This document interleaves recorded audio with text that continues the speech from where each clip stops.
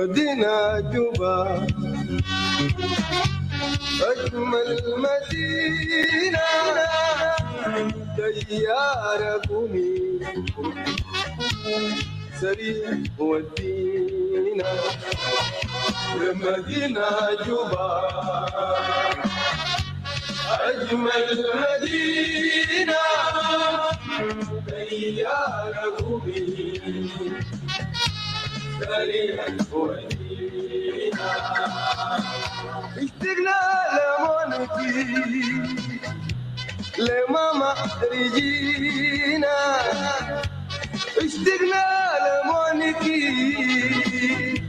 لماما رجينا لمدينة جوبا أجمل مدينة مدينة جوبا أجمل مدينة يا قومي سريع ودينا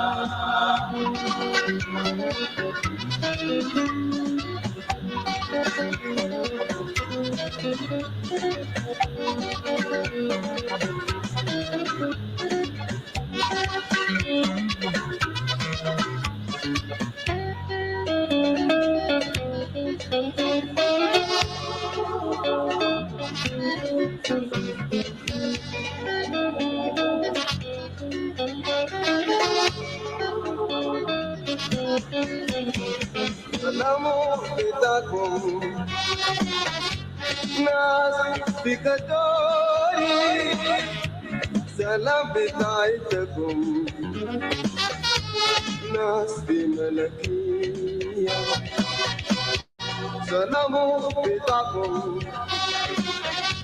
ناس في كتوري سلام بتاعتكم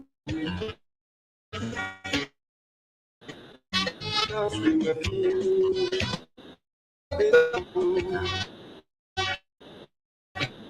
اطلع برا سلام بتاعتكم ناس في كونيو كونيو المدينة جوبا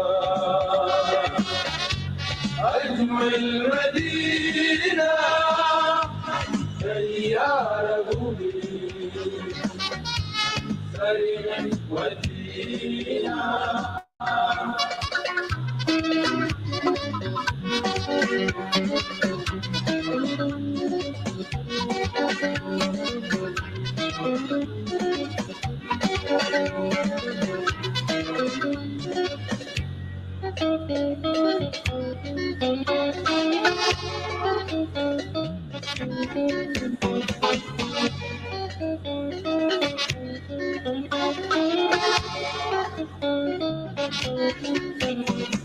حبيبي لقيته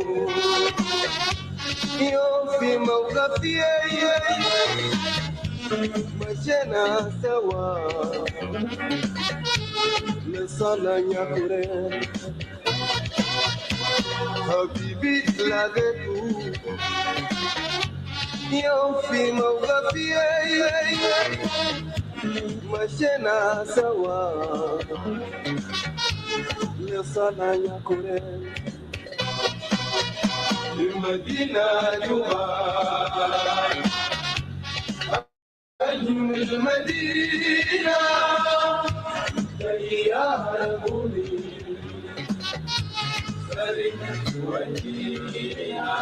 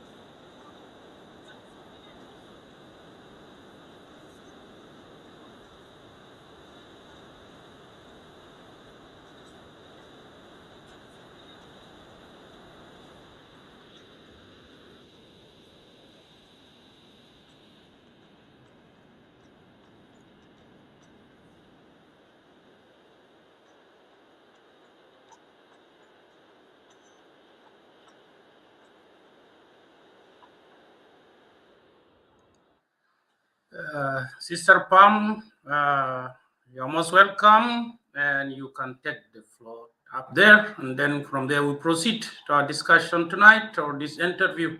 Please, if you hear me, the mic is for you. Thank you. Hello, everyone. Welcome to South Sudan is Not a Cup of Tea. I would like to welcome over here we have Dr. Hakim, Dr. Margaret, and Dr. Alma. Today's topic, we're discussing with Dr. Hakim the presentation of EPA model. I would also like to welcome our audience in Facebook as well. So I will just go ahead and pass the mic for you, Brother Mujasef, to also welcome our audience in Facebook. And for those in Clubhouse, please go ahead and pin more people in. The mic is yours, Brother Mujasef. طيب أول حاجة السلام عليكم ورحمة الله تعالى وبركاته. هنا ما كنتم أسعد الله صباحكم ونهاركم ومساكم بخير في أرجاء معمور الكرة الأرضية. مجازي سبت لانتي نحن في ساوث السودان is not a cup of tea. هتكون معنا أخوتنا بام في الكلاب هاوس، ونحن نرحب بالتيم بتاعت الدكتور حكيم داريو، هم موجودين في الكلاب هاوس. معنا مولانا ماغريت ودكتورة علمة ودكتور حكيم داريو. واليوم إن شاء الله هتكون عندنا لقاء خاص مع هذا التيم، وهتغوط هذا اللقاء إن شاء الله أخوتنا بام في الحوار رقم أو الحوار الثاني بعد ما نخلص الحوار الأول. لكن قبل ما نمشي قدام أنا داير أدي فرصة لدكتور حكيم داريو ويسلم للمستمعين اللي موجودين في الكلاب هاوس، وكمان اللي موجودين بيشاهدوا في الفيسبوك وكمان في اليوتيوب. وبعد ذاك هندي فرصة كمان لدكتورة ألما، وندي فرصة كمان لمولانا ماغريت، وثم بعد ذاك هنبدأ البرنامج بتاعتنا في South Sudan is not a cup of tea. So what I would like also to ask my brothers and sisters, and this is citizen of South Sudan, you can pin people to come and join us for this interview. So thank you very much, Pam. You give a chance to Dr. Hakim and the rest over there. But I see Dr. Hakim asked me also he would like to join me in the studio. I will try to find out that if you can come also in the studio, that will be great. And then there will be Margaret and then and Alma. Thank you. Thank you, Brother Mujasef. So if Dr. Hakim is joining you in the studio, I'm not sure if he would like to hold on to introduce himself once he's with you in the studio. But meanwhile, I will just go ahead and pass the mic to Molana Margaret to introduce herself to the audience, and then to Dr. Alma after that, and hopefully by that time, Dr. Hakim will join you in the studio. Molana Margaret from Microsoft. Thank you everyone. Thank you, Majazif Sebit. Thank you, Pam. I am really glad to be here, and I appreciate the initiative that you are pursuing. South Sudan is indeed not a cup of tea. So we are all in this together, and we have to try and find the solution ourselves, because nobody's going to offer a solution. Nobody's going to bring the solution about, but South Sudanese will have to come up with the solution themselves and then go into the world and say, this is what we're doing.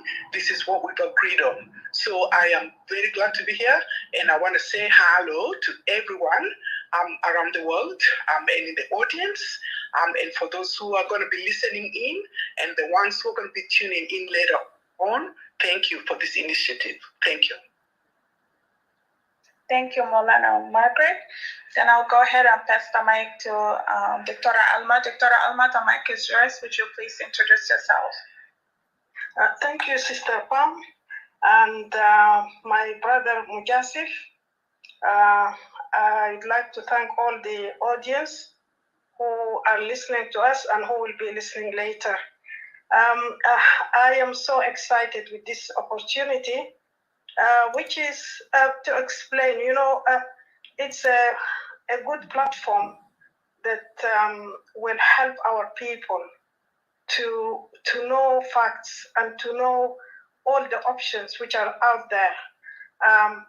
Most of our people don't know a lot about EPA, which is Equatorial People's Alliance, and it's a really big chance, a great chance for them to know what it's all about, how it operates, what's the goals, what is the, what's the perspective, and how it was formed, and how it's going to help them. So this is really a great chance, and we will do our best to explain things if things are not clear, and we will hopefully speak in Arabic and English so that people can enjoy and will be able also to learn. It's a learning curve for all of us. So I'd like to just thank you, and I hope we will have a very good time together. Thank you. Thank you, Dr. Alma. So, Brother Joseph, I'm not sure if Dr. Hakim able to join you in the studio or not yet. Yeah, I think just for some seconds or some minutes will join me. We had already scheduled it with him, and then he will be here. I think maybe he will not be in the clubhouse, but he will be in the just in the studio. Now I can see him. Yeah. Just okay, give me. I will pass the mic to you. Sit with you in the studio so that I can introduce him to the audience. All right. Thank you. Dr. Hakim? Yeah. Okay, very good. I think it is better for you to walk out from the clubhouse. Yeah, good. I don't see your camera is not working. Brother Mujasef, if Dr. Hakim just a minute, I'm trying to. I've come out of clubhouse now. I'm just trying to put the video on. Just a minute. Yeah. Okay. Yeah. Very Okay. good. Very good. Just a minute.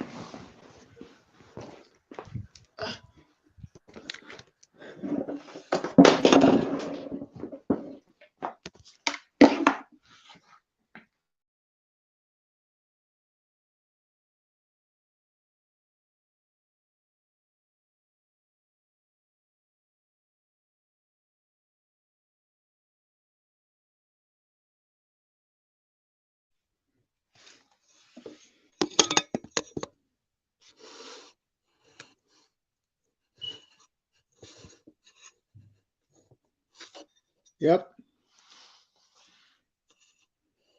Is that okay?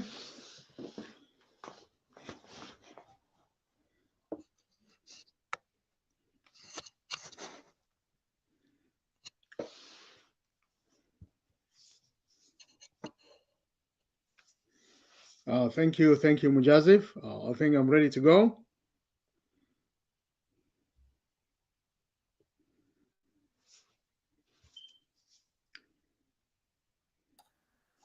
Dr. Hakim, can you hear me? Yes, I can hear you now. Do you hear me or not? Yes, I can hear you. All right, but can you speak so that I can know that you are? Yes, I can speak now. Can you hear me? Sister Pam, we had some issue. Dario, his microphone. Okay, can I go? Please go.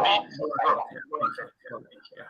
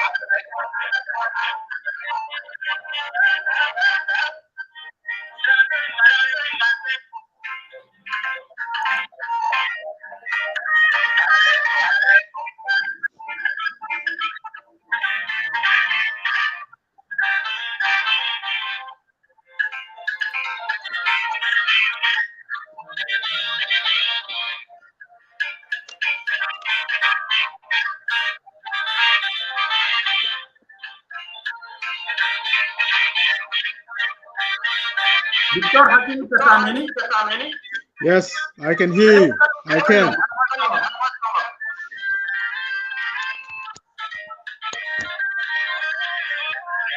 Can you speak? I can hear you. I can hear you. Can you hear me? Can you hear me? Yes, it's Okay. okay. Okay. Yeah, it's probably because of the speaker.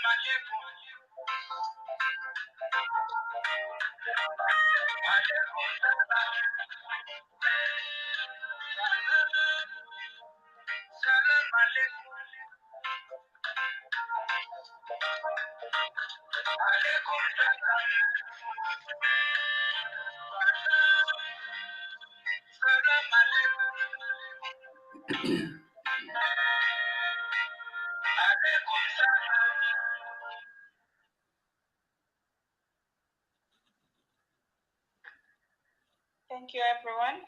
Brother Mudassir, I hope everything is set in the studio with you and Dr. Hakim. And I also would like to welcome Victoria Laura and Brother Sabata for joining us. Brother Mudassir, I'm going to pass the mic to you. Yeah, thank you. I hope you hear me now. Very good. I can hear you clearly. Okay, first of all, I would like to, on the behalf of the team of South Sudan is now the cup of tea. Our apology for all the, the listeners down on the stage there on the clubhouse, and also those who are watching us in the Facebook and in YouTube. That we have some technical issue, but hopefully that now it is set up good. So I would like to welcome again and again Dr. Hakim Dario here with me in the studio. And also I would like to welcome our sister, Dr. Laura, over there on Clubhouse, and Sabata as well. So Dr. Hakim Dario tonight would like to proceed and to go more further about the issue that where we see that it is important. But before we go further, I would like to touch some issue here and there about the situation that was taking place back home. And we proceed about, first of all, about the issue of the country concerning the the regime in Juba, and also some of, I can say them, some play games here and there about what the regime is doing over there, and also it start to be a hard work for them. But let me proceed and start with this first. Dr. Hakim Dario, you know very good, South Sudan comes a long way until we reach to this point. That's why we call ourselves South Sudanese. And you know that the United Nations are very important for us as well. But it seems that South Sudan have a big issue with United Nations Secretary Council. That, somehow, if I would say that, like they kick South Sudanese outside for voting in the United Nations, because it seems that they don't pay their bill, or they don't pay what they should pay. So what is Dr. Hakim thinking about that? So what is going on? That you start to be a country, and in the end of the day, the payment it is not there. So what is wrong with that, Dr.? Can you go ahead? Thank you. Yeah, first of all, Mujazef, um, I hope that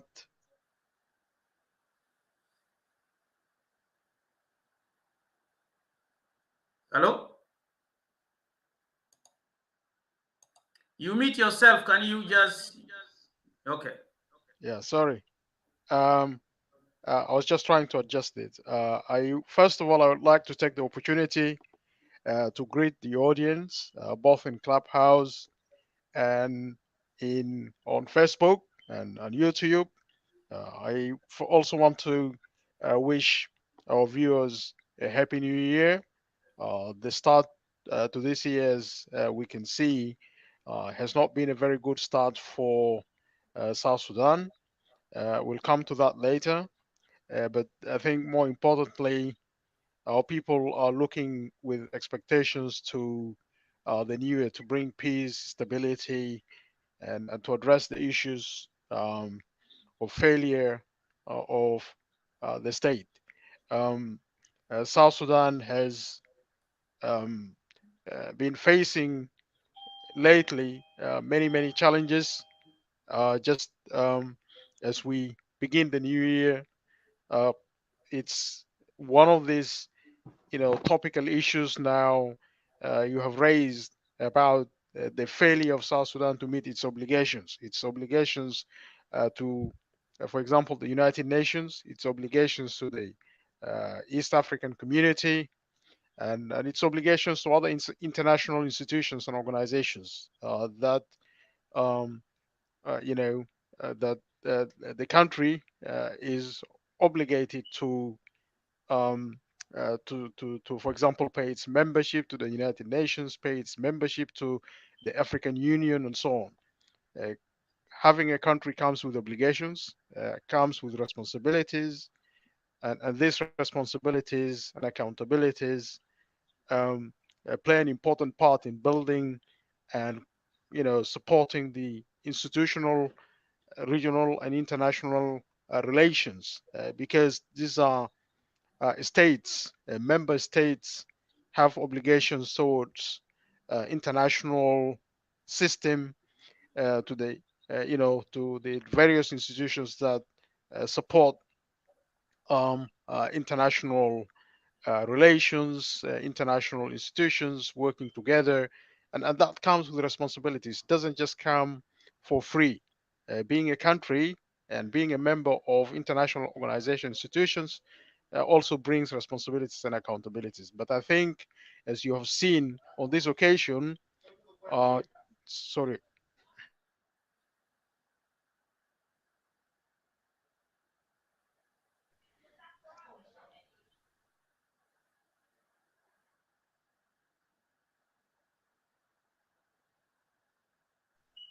yeah, sorry about the interruption. There was, I was just trying to avoid the noise.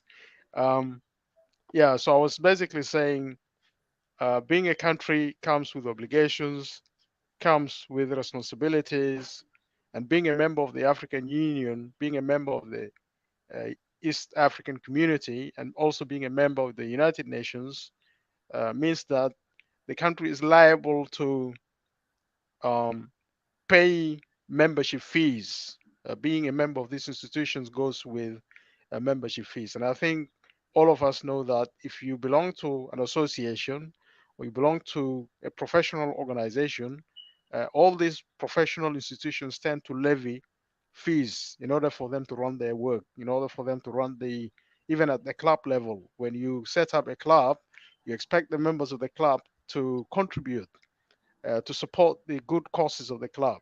So you cannot just be a member of a club without dues, without obligations, without responsibilities. So that's what we're facing as a country. So South Sudan has failed to pay its obligations to the United Nations, the African, the East African community, and many other organizations. So it has fallen into debt. It cannot even feed its own people. And it's unable and incapable of providing peace and security to the people of South Sudan. So these are the highlights that we are, sharing with the world. These are indicators of state failure. If you fail to pay your fees, your obligatory fees to being a member of the East African community, you also fail to pay your membership fee to the African Union and the United Nations. What does that say to the world? Um, and there are hardly any other member states that have um, failed to meet their obligations. So I think South Sudan is among three countries that have not met their obligations to the United Nations and other international institutions. So it's a great shame because we have a leadership that doesn't know its priorities, a leadership that has failed internationally and also at home and in the region. So these are important indicators for us and for the world to gauge where South Sudan is. Yeah, and it tells a lot. It says a lot. I think I'll just stop here for now.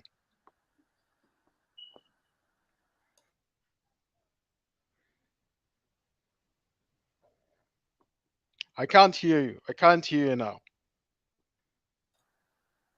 Yeah, thank you. Thank you very much, Dr. Hakim Dario. As you know that South Sudan government missed up to pay 196 and $130,000 for the United Nations. So they lost their vote. So that is very clear. But before that, Dr. Hakim Dario, let's go very fast because we have some issues that are very important that will be conducted by our sister Pam. Let me just ask you. So, Dr. Hakim Dario, you have been in South Sudan in the time where, South Sudan was just as a small child in the time of 2011 up to you left the country. And there is some issue concerning the Viva Cell. So I have the paper here, but I will not have time to put it up and read all those kind of stuff. But let's talk about that, Michael McQuay was the cause of the problem to send VivaCell company outside from the country. And now it seems like VivaCell is already won the case against South Sudan and now is asking South Sudan to pay $1 million of dollars. So what Dr. Hakim can comment about this, please? What's your comment about? Can you open your mic, please? ده بالعربي؟ بالعربي اتفضل. هاي لا انت ذاتك ممكن يعني توري تقول الكلام ده بالعربي عشان كويس. الناس تفهمه يعني. طيب طبعا احنا عارفين بعد ما جنوب السودان استقال اصبح دولة، هنالك يعني شركات اتت للسودان لجنوب السودان عشان تقدر يعني تساعد جنوب السودان في الاشياء العامه سواء كان في الاتصالات او كما تسميها. فنحن عندنا شركه فيفا سيل هي من يعني اقوى الشركات العالميه موجوده في العالم، اتت للسودان لجنوب السودان هنذاك واستخدمت الفكره لخدمه المواطنين، لكن حصل يعني مشادات بين هنا وهناك مع وزير اللي هو بيسمى، انا ما داري اسميه وزير الفوضى، هذا اللي سمى مايكل ماكوي، وحاول انه يطرد هذه الشركه خارج من جنوب السودان. والان هذه الشركه رفعت دعوه جنائيه او دعوه في المحكمه، والان هي يعني بالكلام البسيط ده، يعني هم الان المحكمه ادتهم الحق بانهم عندهم حقوق في جنوب السودان، والحق ده بانه حكومه جنوب السودان لابد ان تدفع لشركه فيفا سيل ما يقارب 1 مليار. فدكتور حكيم داريو، انت كنت جزء بتتكلم في حاجات بتاعته، وانت التخصص بتاعك تقريبا في الاتصالات والاشياء زي دي، فكده كده كلمنا في شنو الحاصل يعني الان، من الذي سوف يدفع هذه القروش يعني، وكيف تمت هذه القصه بالضبط؟ افتح المايك. شكرا. شكرا مجازف. I hope my volume is clear. القضية ده this issue of VivaCell, let me just put it very put the highlights first. VivaCell, Jamtel, Zain, MTN, and there was also Sudani. These were the 5 companies that came to South Sudan and they started to provide mobile and data services في جنوب السودان. يعني هم بدأوا يقدموا خدمات بتاعت الاتصالات في جنوب السودان في 2000، يتخيل ما يقارب 2010 2011 and so on. فالشركات دي these companies that came to operate in South Sudan had to seek operating licenses, and South Sudan being a new country, a nascent country, it attracted a lot of investment, of course, from many companies including بنوك وكده. لكن طبعا احنا هسه بنتكلم بصوره خاصه شركات بتاعت الاتصالات اللي كانت يعني جات عشان تقدر يعني تقدم خدمات بتاعت الاتصالات في جنوب السودان. And these companies, like I said, included VivaCell. لكن كان في تعامل مع الشركات ده. يعني الحكومه اللي كانت مسؤوله بأمر بتاع جنوب السودان, the government of Southern Sudan at the time, before even the independence of South Sudan, entered into negotiations as a government in waiting, entered into negotiations with the likes of VivaCell. VivaCell, I think, was or acquired a license from another company which was called Networks of the World.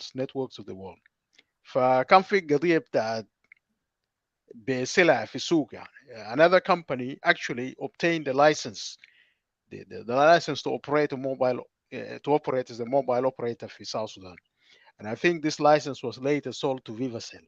شفت كيف؟ بعدين دائما طبعا اي دولة بتقدم an operating license to a telecom organization or a telecom company subject to certain conditions. كويس؟ لكن طبعا الحاصل في جنوب السودان الوقت داك يعني الشركات اللي كانت جايه عشان تقدر تقدم مثلا حمايه الخدمات بتاعت الاتصالات زي فيفاسيل entered into a negotiation which was not really favorable to the government. The government, of course, did not have experience of running telecom operations, of issuing licenses. For the least that they could have done, they would have taken the model of licensing which is used in Sudan, for example.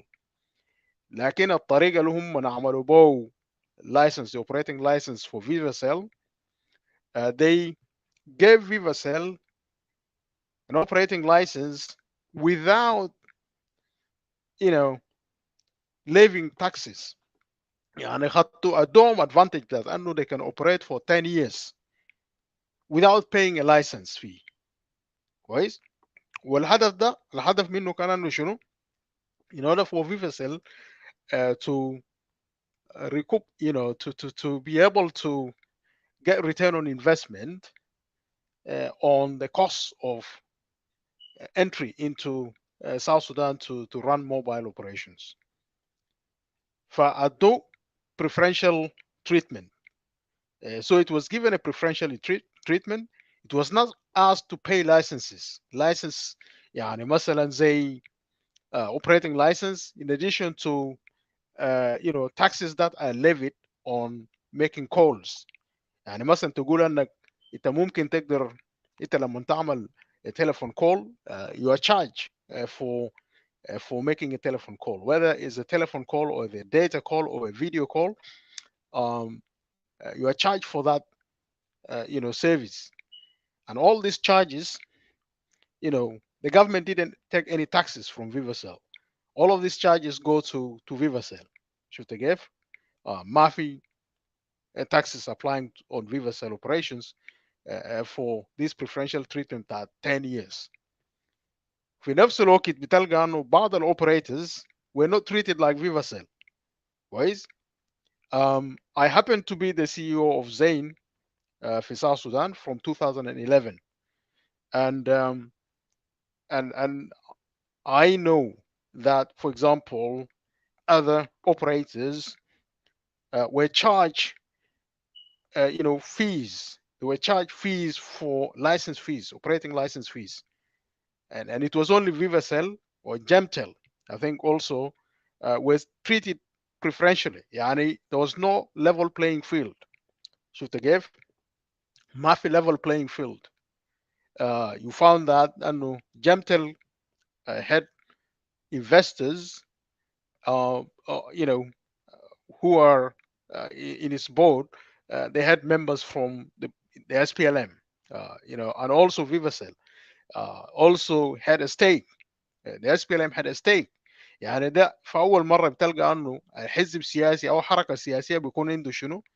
بيكون عنده أسهم في شركة. كويس؟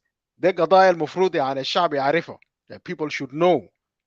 And for example, احنا وقت حاولنا نجيب قانون بتاع حق الحصول على المعلومات, it was for the purpose of ensuring that if the law is passed, then the government is obligated to provide information and support transparency في قضايا زي بتاع licensing, قضايا زي حاجات كتيرة. لكن حاجات دي كلها, the deals that they made with Vivacell were kept a secret, were kept as confidential. شفت كيف؟ And this is wrong, of course. But as soon as SPLM became, the government in South Sudan, it should have adopted, transparency measures, ensure that a fair playing field. And حصل انه Vivacell was treated preferentially, and it was like seen to be, into a special relationship with the government of South Sudan. فعشان كده later on, I think after the expiry of the 10 years period for Vivacell to operate freely without being charged for operating licenses, which is completely obviously discriminating against these other operators. I think the license was now demanded later on that Vivacell should now start to make payments of the operating licenses. عشان كده Vivacell decided maybe to go back to the contractual arrangements between them and the government of South Sudan. مايكل ماكوي قاعد يقول انه شنو؟ قال الاسم شنو ده؟ انه operating license was signed between Vivacell and the government of New Sudan. شوف كيف؟ قال the government of New Sudan. بمعنى انه New Sudan ده is an entity which is different from South Sudan government. That's how they wanted to argue the case. But of course they failed to persuade the judge على اساس انه الحكومه اللي كان عمل العقده اللي هو ليش شنو ده دخل في هنا في agreement, في اتفاقيه مع Vivacell was not the same government, right? And yet Vivacell was operating in South Sudan for the last decade or so. كويس؟ ما اذا كان هم بيقولوا انه ده حكومه مختلفه, طيب مكان الحكومه الجديد ده يدي a new license. They should have issued a new license to these operators and say, this is a new license, this is a new government. What you agreed with the other government, whichever the government that was, is no longer legitimate. احنا بقينا عندنا هسي حكومه جديده واحنا عندنا قانون جديد كويس. وبالتالي من حق بتاعت الحكومه يدخل معاك في شنو؟ يدخل معاك في اتفاقيه جديده مش كده؟ So that you are recognized as a legal entity. But they recognized Viva Cell as a legal entity all this time. They did not question, they did not raise an issue that I don't know there was a different government that you agreed with, and now there is another government that you have to agree with terms with. فكل هذا فوضى بتاعت فساد. يعني الحكومه حكومه اساسا فاسده. الحكومه بتاعت نيو سودان that they are talking of حكومه فاسده، والحكومه القائم بالاعمال الحسي ده برضه حكومه فاسده كويس. They haven't followed the rule of law, and of course Viva Cell took advantage of that and presented a case في انه هم خسروا قدموا. It is not their fault if they are given preferential treatment not to charge licenses for more than 10 years. It's the fault of the government to do that, and so the government cannot turn around and say no, it was another government. شفت كيف؟ فالكلام اللي هم قاموا به ده كلام طبعا بس يعني to you know wriggle out of their responsibilities and accountabilities. فشفت الكوربشن بتاع جنوب السودان ده ظهر في ايه؟ ظهر في محافل دوليه، ظهر في هو في الاسم شنو ده in this court case كويس. they have failed to persuade the judges that they are on the right track. فالجنوبيين المفروض يشوفوا للقضيه ده انه دولتهم الدوله بتاعتهم والحكومه بتاعتهم كويس اخطات وفشلت، وعرى نفسه في الانترناشونال you know in the international in the international court or international international law. شفت كيف؟ ف it's عيب طبعا، لكن ده كله نتائج بتاعت شنو؟ نتائج بتاعت corruption. This is the outcome of corruption. انه هذه الطغمه الحاكمه والفاسده جابت لنا كل المشاكل ده كويس. مشاكل بتاعت الفساد، مشاكل بتاعت الامبيونيتي. فهم كانوا بيفتكروا انه هم they will get away with it because of course they don't know. They just acted on the impulse of corruption. شفت كيف؟ and impunity. قاعدين انه هم قاعدين في الجزيره يعني you see يعني زي هم قاعدين في الجزيره وليسوا جزء من العالم يعني. شفت كيف؟ I think that's what I can say about what happened actually with regard to this licensing issue for VivaCell. شكرا جزيلا دكتور حكيم. عفوا.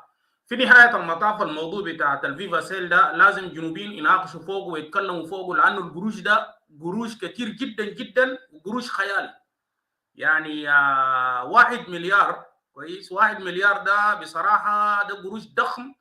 ممكن ذات الناس ديل بعدين يجي يقولوا مطار جوبا ده ذاته هم دايرينه، ويقولوا لك ان احنا دايرين العاصمه ذاته كله، لانه مليار ده قروش ضخم. Anyway, I'm not going to deal on that because we have some issue to talk about. بس انا دايرك في 3 أو 4 دقيقه. معلش دكتور. نقطه واحده. تفضل. المفروض الناس زي الحكومه بتاعت جنوب السودان should be held accountable, and it is good that the international court or the international system has held South Sudan accountable. شفت كيف؟ فالمواطنين في جنوب السودان وكل القوى السياسيه وكل يعني الشعب بتاعتنا should hold this government accountable، لانه this is one of the largest settlement that they had to be compelled to go with to pay 1 trillion to a third party, which is, or to an operator like VivaCell, because of their own failure. والقروش دي هيجوا يشيلوه من وين؟ هيشيلوه من حساب جنوب السودان، هيشيلوه منكم انتوا التعب الاسم شنو ده المغلوب على امركم ده. يعني الشعب هو اللي هيدفع. قالوا هاي تريليون ده will come from where? It will come maybe from the oil money. It will come from the taxes that you people pay.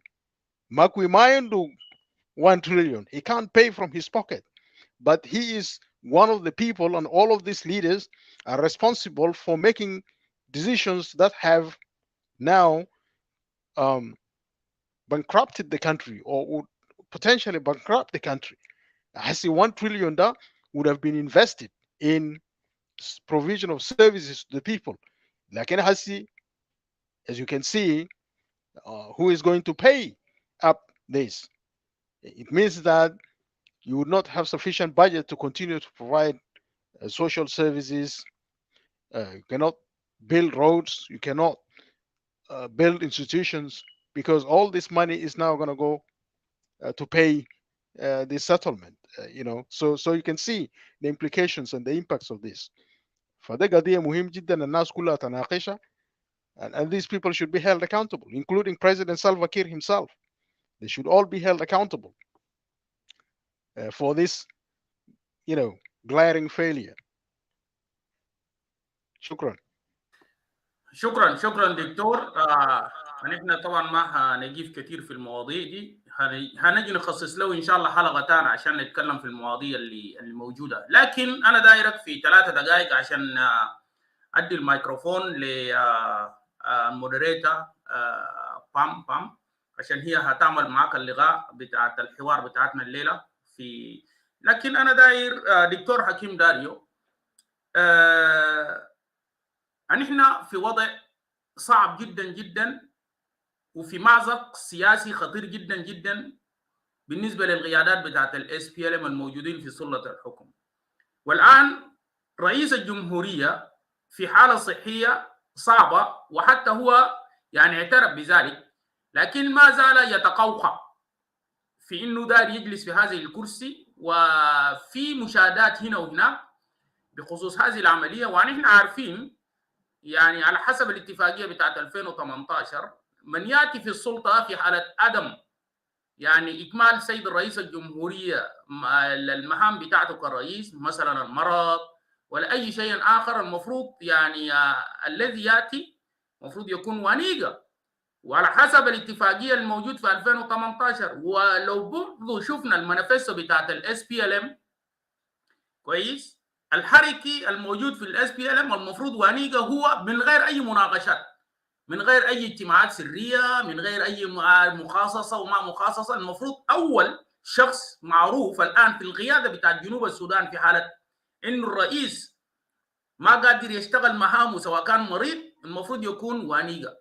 فماذا يدلي او ماذا يفكر الدكتور حكيم داريو بهذا المشاهدات الحاصله الان في جنوب السودان، وما الخطر اللي سيحدث في حاله مثلا يعني كير يعني سواء كان استقال او سواء كان مشى لزياره مرضيه او حصل له اي شيء ثاني وربنا ما يجيب الكعبه؟ فماذا تعليق لك لذلك؟ ونحن نختم بده وبعد ذاك نخلي الفرصه لمودريتور اخوتنا فام. شكرا. يا اخي مجازف. The SPLM does not respect its own even code of conduct. Guys, it doesn't. It does. It has a constitution of the SPLM.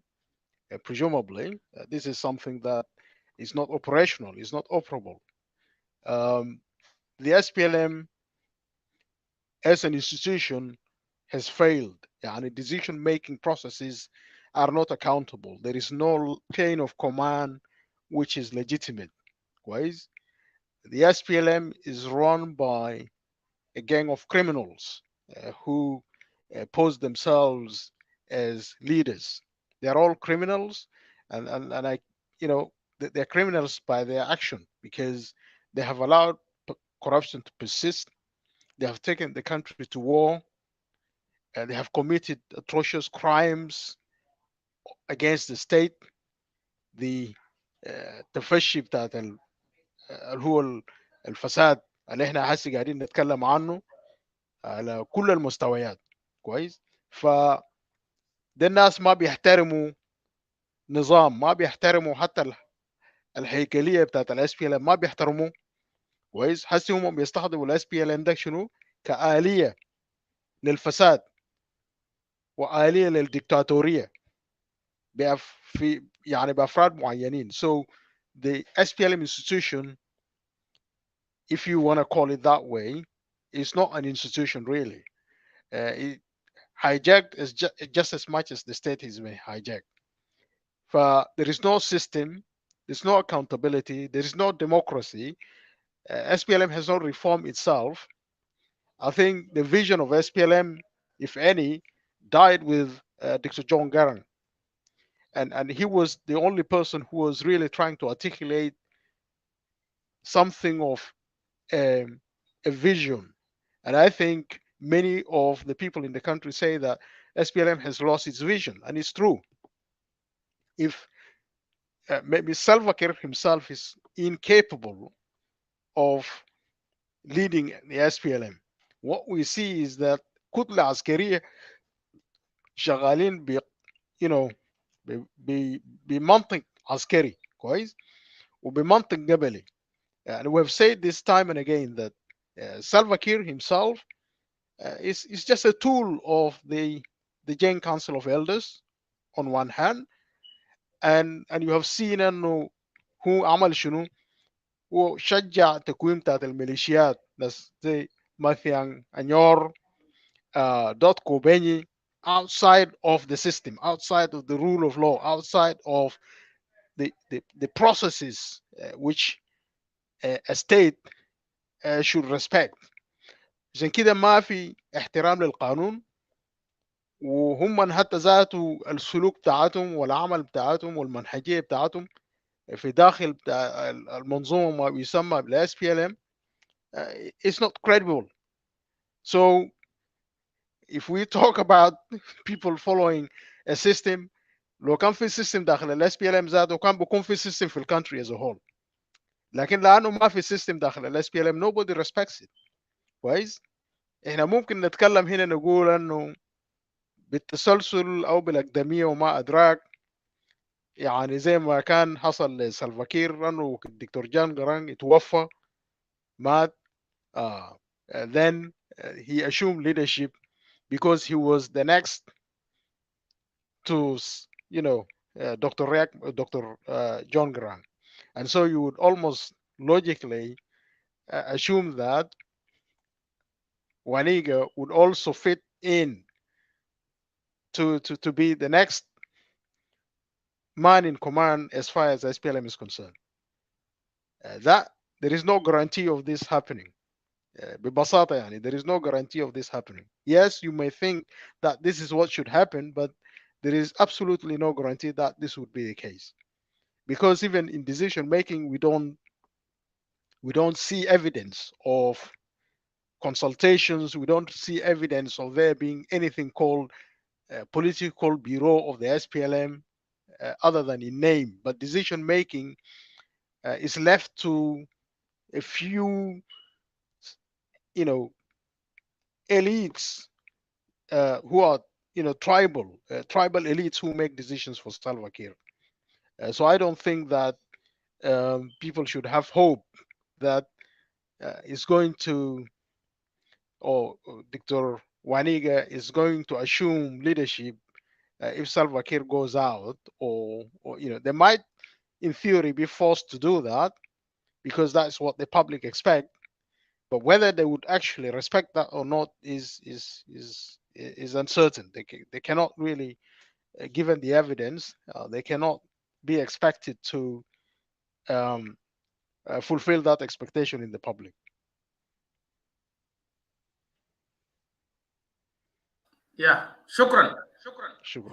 شكرا دكتور حكيم.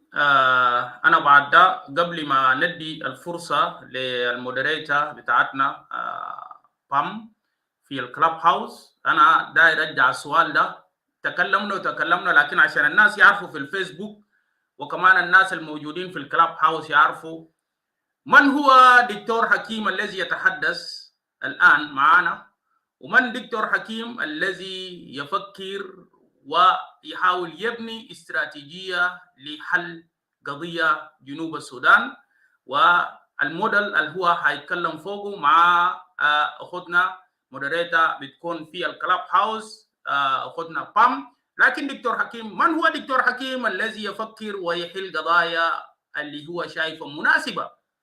من هو دكتور حكيم؟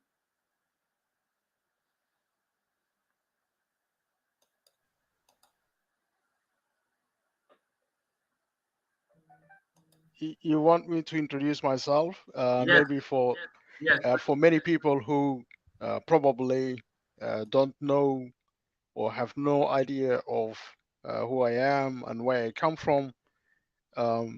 First and foremost, my name is Hakim Dario, and of course, obviously, I'm from South Sudan. I was born in Capoeira. I went to primary school in Capoeira. I did my junior secondary school in Juba 1, and then went to local senior secondary school. From senior secondary school, I went to Khartoum University, where I did electronics and telecommunications. And then later on, I went and served as a teaching assistant at the University of Juba. I came to the UK for postgraduate studies, and after that, this was during the time of the height of the civil war in the country, in Sudan, before independence of the country, South Sudan. So that's a bit of my background in terms of education and so on. So there are many colleagues of mine. Some of them are even in SPLM. People like those of Pagana Moom, people like those of Dr. Luca Biong. These are my colleagues. We were together in Khartoum University. Even I think Pagana Moom was 1 year behind me. And what I was with Dr. Luca Biong the same year. We joined the university the same year.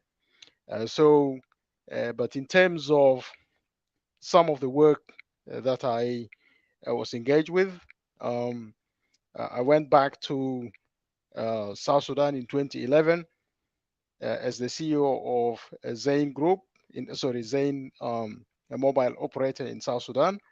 I launched the +211 code in South Sudan. Was the first operator that launched the +211 code in South Sudan. We made the first telephone call from Juba to Australia. I remember George of the Undersecretary of the Ministry of Information was the one who made the call to Australia from Zain premises. And so we celebrated the launch of +211 code in South Sudan at that time on the 30th of September 2011. All the operators at the time, Gemtel, Vivacell, Sudani, Zain, MTN, were all trying to to seize the opportunity of being the first operator to launch +211 code in South Sudan. And I, being a South Sudanese, and the first South Sudanese to be a CEO of a mobile operator in the country, I made sure that I worked day and night to be the first to launch the +211 code in the country. And this was, of course, achieved. I had, at the time, interviews with Voice of America, with the local media. They all came to interview me at the time, just to mark the event, to mark the occasion that for the first time in the history of South Sudan, there's a CEO of a mobile operator led by South Sudanese, and was also the first to be launching the +211 code in the country, the ITU +211 code in the country. So that was just really to send a message to our people that South Sudanese are capable. We have people who are professionals, intellectuals, who are highly qualified to lead operations in South Sudan and to be able to um, give direction and hope to our country. Everybody was enthusiastic and excited to be back in the country to help South Sudan to progress. And so that is why I went back to South Sudan to try to make a contribution in the private sector.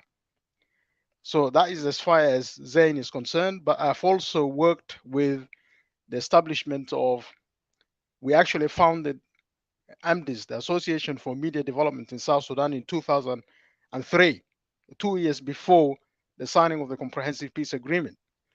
And we came to Juba, we established AMDIS, we started to advocate for bringing legislation um, which will provide and promote a legal framework for supporting freedom of expression in South Sudan.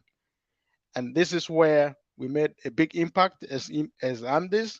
We came up with draft legislation and media laws. We presented a policy of media legislation in South Sudan in the parliament of South Sudan at that time in 2009. I went to Juba and I was hosted in the parliament. I presented the framework of media legislation uh, in 2009 and also in 2011. And so this policy was adopted by the government of South Sudan, in fact, in 2006, when we had a conference in Juba in which we presented the policy framework for enacting media legislation to be supporting democratic transformation in South Sudan. We wanted to make South Sudan different from Sudan. That in South Sudan under SPLM, we are democratic.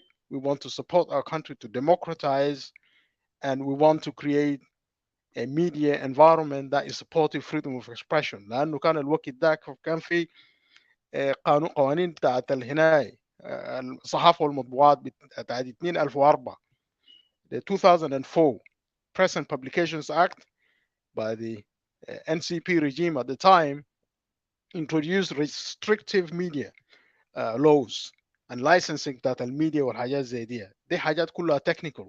So we put together a framework of legislation that would be adopted by South Sudan عشان to put us on the path to democratic transformation in the country and to tell the world that South Sudan is going to be different from Sudan by opening up the media space, allowing freedom of expression, allowing independent media to thrive in South Sudan. فقدمنا مشروع بتاع مسودة بتاعت القوانين وانا يعني I publish a booklet called AMDIS Media Framework and Legal Media Legislation and Legal Framework Policy in South Sudan. It's available. You can get a copy of it. So we use that as a tool of advocacy for media legislation اديناه لكل الوزراء بتاع جنوب السودان حتى Salva Kiir and others in the government. We gave them the copies of the media framework legislation and legal framework ways. So we have done all of this to help transform South Sudan to become a democratic society and a democratic country.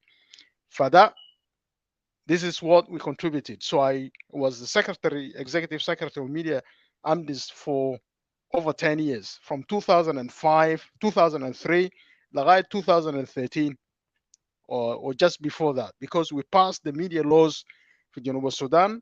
حق الحصول على المعلومات حق يعني the right of access to information legislation passed by Act of Parliament in, I think, between June and August 2013. بعدين South Sudan Broadcasting Corporation لأنه كان الوقت داك طبعا احنا قلنا the media, a public broadcaster should not be controlled by the government. So South Sudan Broadcasting Corporation was supposed to be established as a public broadcaster. So we passed this law which established South Sudan Broadcasting Corporation. And we also passed, ensured that the legislation on the media authority was passed. So these three pieces of legislation were passed, like they were not implemented. That is what we contributed to AMDIS, and I was a key lead expert on in this area on behalf of AMDIS. فدي القوانين اللي احنا سجلناه but today they are not implemented in South Sudan after working for these laws for over 10 years just to make sure that the laws were adopted in South Sudan. So that is briefly about a CV, so to speak, about my engagement in the civil society as well as in the private sector. Yeah, thank you. Thank you on that. I know your CV is very large and very huge. So we will come for that also. But thank you very much, Dr. Hakim Dario. But right now we are going to hit the policy, what Dr. Hakim is trying to find out the solution of South Sudan and try also to bring the South Sudanese to understand what kind of models that can put the South Sudanese in order. But on that side, we know very good Dr. Hakim Dario. He's an engineer for electronics and also he's a politician right now that would like to understand your policy with our sister Pam on the clubhouse. Sister Pam, Dr. Hakim is ready to get your questions, so and also ready to listen to you and also to give his own view about the program tonight. Thank you very much, Sister Pam. The mic is for you. Thank you for the Joseph, and I love the introduction of Dr. Hakim. It was very impressive. I learned Your volume is so down, but let me try to find out. Go ahead. Go ahead, please. Thank you. Okay, I believe Mujasef, it's your. Yes, we can hear you clearly. Okay. So, like I was saying, I learned a lot today about Dr. Hakim. We have hosted rooms together, but I learned a lot from him today. Once more, I would like to welcome Dr. Hakim and his team of EPA and the audience to the room. Today, we are discussing about EPA models. Dr. Hakim, my first question to you is, can you tell us what is EPA or EPA, also known as Equatoria People's Alliance, and what prompted you and your team to come up with such organization?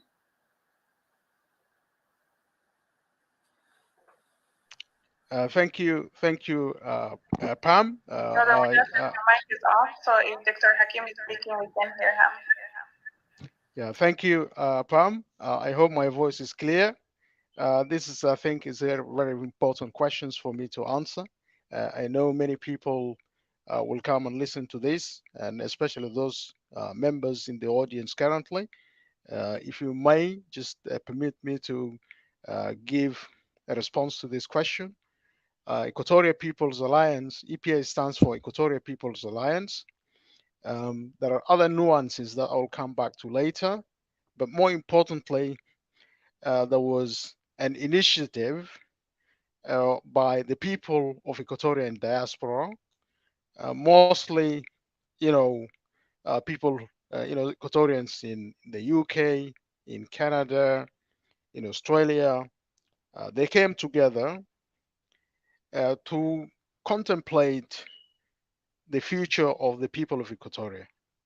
The country, our country, South Sudan, was engaged in a civil war that, started to, take a toll on the people of Equatoria. For example, you will all remember that there was an exodus of refugees from Equatoria to Uganda. And this exodus was judged by independent observers to be in the order and size of the largest exodus of refugees in Africa since the Rwanda genocide in 1994. And this exodus of refugees came from Equatoria. And they went to Uganda. Some of them went to East Africa in Kenya. Some of them were pushed to DRC and so on. And this depopulated major and big areas of central Equatoria in particular. And not only that, this exodus of refugees from Equatoria revealed a lot more about the genocide that was starting to take shape in Equatoria. And there were villages that were being burned down in Equatoria in 2016. People were burned in their villages. And this was at the time when the Matianganyor and Dotko Benyi were let loose to kill with impunity, to attack and destroy villages. Many of them in their thousands were set on, a mission into Equatoria, central Equatoria, and parts of western Equatoria, and so on. And so this kind of attack on the people of Equatoria from 2016 onwards had no parallel in history. It was unprecedented, and more importantly, it represented a threat to Equatoria's continued existence as a region, as a people, at a time when power in the country was being concentrated in the hands of few hegemonic elites, mostly between the Dinka and Nuer, who were contesting for the leadership of the country. And as a result, everybody else became a victim of that. So we felt that Equatoria was facing an existential threat. And this existential threat is collective in as far as the people of Equatoria are concerned. It's upon the people of Equatoria and their, social groups to come with a response to this situation. And that the problem was created by the SPLM, and that SPLM will not be the one that will resolve this problem. And we cited the example of the famous quote by the eminent scientist Einstein, who said that problems cannot be resolved by the same level of thinking that created the problem. So if we look at this and say, who created this problem? This problem is created by the SPLM, by the leaders of the SPLM. So they do not possess the capacity and the ability or even the imagination to resolve the problems that the country has now fallen into, because they are setting the Matiang Anyor, the Dotko Benyi, the tribalized army to go after innocent civilians on a large scale, burning down villages, killing and genocide being committed, rapes are being committed against women, and so on. This is beyond what you can describe as a government that cares about its own people, about protecting the people. So this all seems to have gone out of the window. So many of us decided to take a stock of this, and we felt there was need for us as Equatorians who are affected, were directly the victims of this. So we need to come together as Equatorians, sit down. It's our right to take a stand and look at this and examine and critique it and appraise our situation. We realize that none of our politicians from Equatoria, none of our, for example, leaders, community leaders, and so on, were involved or consulted in decision making in the country. They exercised no political power at all. Political power was exercised and concentrated in the hands of the SPLM elites who are fighting among themselves and who only looked for solutions that would accommodate them. So we said there is no option left other than for Equatoria to face this existential threat, or that Equatorians as a collective, as a people, have to come together to begin to contemplate and look at what's the future. And I personally and many other Equatorians felt that the state in South Sudan has been hijacked and it has been tribalized. And later, this was echoed by the book by Carol Berger and many other commentators. But we felt that what was the future left for us to do for our kids? We have children who grew up, who were born in, in diaspora, and they were only taken to South Sudan to visit on one occasion or two. What's the future of these children? If this situation continues in South Sudan, where are they going to be? If their villages are being burned down, their lands are being occupied, what is the future of my children? What's the future of your children? Let's ask this question about ourselves as Equatorians. What is the future of our children? So, and today, and we all know that as parents, you always tend to do the best for your children. You don't want to, allow your children to come and solve your own problems. You want to bestow a legacy. You want to leave a legacy to your children. And this is the situation Equatoria has been facing, that our people are forced out of their homes. There was, count of millions of Equatorians who have been forced to flee into refuge. 2 million Equatorians were forced into refuge, depopulated. Their areas and territories and villages are depopulated, and there is ongoing civil war in the country. So we are facing an existential threat, and we said, let's come together as Equatorians, think about it, and find out the strategies for us to address this situation. There's a lack of exercise of political power by the people of Equatoria. They cannot participate in meaningful decision making. They are not governing themselves. They cannot elect their own leaders. There are no institutions, in representative institutions, in which they can speak their minds and that their views can be taken seriously. So this is the chaotic situation in South Sudan, and we said, let's come together as a collective and have a say about this. And as a result, we called it Equatoria to Equatoria Dialogue, without prejudice to other communities in South Sudan, because Equatoria always existed as a region. That is how it evolved. It was a province of Equatoria, and there's a lot of history behind it. There is a province of Upper Nile and Bahr Ghazal, and this is how South Sudan was made.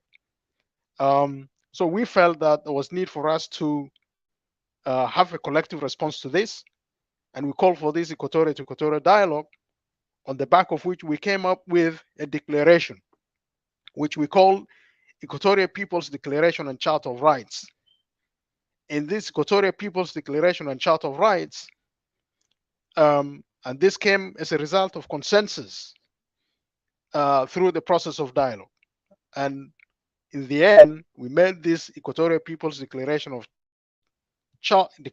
Rights or Charter of Rights to set expectations about how Equatoria can preserve its own existence, how the people of Equatoria can look forward to a future in which they can participate in decision making, a future in which they can have a say in how they want to govern themselves, a future in which they can exercise political power without prejudice to the rest of the people of South Sudan. Because right now, our people are being forced into refuge and they have no say about it. They cannot stop it. And they have to find a way of, Equatoria as a whole has to find a way to respond to this. Equatoria has to look at its own existence, because its existence is now under threat. If you are not able to protect your land, you are not able to protect your identity, you are not able to protect and preserve your culture, then you might as well forget about preserving your existence. So this is like a fight for existence, a fight for survival. This is what Equatoria is going through. And there was an indication of this when a decision was made to decentralize South Sudan into 32 states. In all of these 32 states, Equatoria was struck off by the stroke of a pen, by the decision of Salva Kiir, that there was no longer anything called Eastern, Central, and Western Equatoria. What was brought in place was Jubek, Namorunyang, Amadi, Gubudo, River State, and so on. And these do not reflect the identity and existence of Equatoria as a nation, as the people who have always remained and being identified with as Equatorians, as a social group. It's contrary to our existence as Equatorians. And so we felt that the warnings were written on the wall. The hallmarks of all of this apparent, animosity towards the people of Equatoria was reflected by these kind of decisions, in which the people of Equatoria themselves were not consulted. They were not invited to make decisions about how they want to govern themselves, and so on and so forth. I can go on and on and on, but what I can say is these were the key drivers that made us to call for Equatoria to Equatoria dialogue. And this dialogue process, which was conducted over a period of 3 to 4 months, from April 2020 to July, August 2020. And many Equatorians participated in this dialogue from Australia, from Canada, from the US. There were Zoom conferences that were held every week, every Saturday. We held these conferences for consultations among ourselves as Equatorians. We deliberated upon all of this until we came up with the Equatorial People's Declaration and Charter of Rights.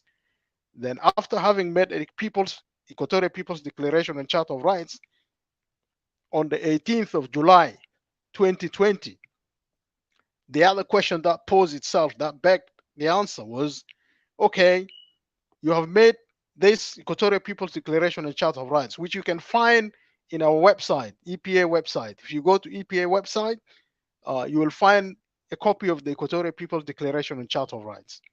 We said, for example, I'll cite, the people of Equatoria call for self-determination. They demand the right to self-determination. They demand the right to resist oppression. They also made a declaration about the right to protect themselves, and a number of other declarations in the. If you can think of it, it's like the statement of declaration of Virginia, for example, where Equatorians wanted to make it clear to the whole world that there are people who are deserving of self-preservation through the process of self-determination, that they are entitled as a people to the right of self-determination, to form their own state, to be a sovereign people, to decide for themselves, and to preserve the existence of Equatoria for itself and for future generations. That is the message of the Equatorial People's Declaration and Charter of Rights. And there are a number of other rights that are stipulated in the declaration. So, but the question was, how do you then bring this to life? It's all okay and good to make a declaration, but it's another thing to implement it. So you needed the agency to implement this. And we said that would have to come from the people of Equatoria. People of Equatoria have to organize themselves. They have to organize themselves. And so this idea was born. Equatoria People's Alliance was born as a response to Equatorial People's Declaration and Charter of Rights, that Equatorians should now then take what they pronounce and move it into implementation, in the sense that they cannot expect someone else to come and implement the provisions of this declaration, that they themselves as Equatorians have to work hard, have to come together and work towards implementation of not only just the implementation of the advocacy for, and then ultimately achieving the goals of Equatorial People's Declaration and Charter of Rights. So EPA was formed to pursue this agenda, to become the vehicle of change, to bring the kind of change that the people of Equatoria want, and will continue to be inclusive of the voices of the people of Equatoria. And then alternatively, also in the process where this is feasible, Equatorians can form a government of their own, so that they can now be able to exercise the right to sovereignty and the right to rule themselves and to decide for their own future and the future of their younger generations to come. So that is what I can say briefly what EPA is all about, how it came about, and why it was founded. So I'll stop here, and I hope I have answered this question. Yes, you have answered the question. My next question to you is, you also have an organization called PNADAFA. Can you tell us a little bit about that, and why did you choose the word NADAFA? If you go back, let me give you a little bit of history, the origin of this organization or alliance called NADAFA. I participated in the high level revitalization peace process in Addis Ababa in 2017, 2018. I Again, let me just give you some context. Before I was invited to participate in the peace talks in Addis Ababa, we formed an organization, a political organization called PDM, People's Democratic Movement. And we started advocacy for change, and we addressed the issue of failure of the state in South Sudan. And we wrote extensively. We did a lot of advocacy for that. And all that started to gain traction. People started to recognize PDM. People started to recognize our advocacy efforts. And we participated in many other like political activities and so on. So when the peace talks were initiated, this idea of revitalized peace process, high level revitalization forum in Addis Ababa was instituted. Um, were invited as voices of the people from the diaspora. And we went to Addis Ababa to participate in the high level revitalization for the peace in South Sudan. And it was there that we conceived, and before that, we conceived the idea of NADAFA. We said, we started to contact other political organizations. We said, let's form an alliance. This alliance should be founded on the principles of the rights of the people. The rights of the people in the sense of the African Charter on Peoples and Human Rights, which provides for the right to self-determination, and the raft of human and people's rights, including, economic, social, cultural, and political rights. And we say the alliance should be founded on these premises. And we highlighted fundamentally three elements of this. Democracy. We also say democracy is a right of the people, because it's a right of the people that they should participate in decision making, and they should participate in articulating their priorities in how they want to be governed, because we have seen that political elites in South Sudan make decisions on the behalf of the people. The people are not consulted. So we should prioritize democracy. That's one. Secondly, we should prioritize freedom. Without freedom, the people cannot make decisions. People must be free to make democratic decisions. And also, along with that, we said the people must be able to exercise all of their rights that are constitutional rights. So we say then democracy comes first, freedom comes first, and the rights, all the human and people's rights, come first. So it was taken from a rights perspective. And we say National Alliance for Democracy and Freedom Action. So that we say, first of all, we say National Alliance for Democracy and Freedom Action would have something meaningful to communicate to our people, because people would not necessarily know the message. They will not understand the message if we say National Alliance for Democracy and Freedom Action. What is it? Like saying SOMA, for example, nobody would understand what SOMA is. South Sudan Opposition Movements Alliance. It's all abstract. So what we said is that NADAFA will be able to communicate the message saying we want an NADAFA government which will clean our country from the corruption and the mess that is there today. And we know our mothers usually clean the house. You know, they clean the house, the dirt and everything. يعني ممكن نضيف بلد ممكن بنضيف بيت تومون انت بنضيف جو بطن بيت تاكي بيكون نضيف ناس حكومه اللي جا نضيف في جنوب السودان ده ناس حكومه اللي بيجا نضيف في جنوب السودان ده.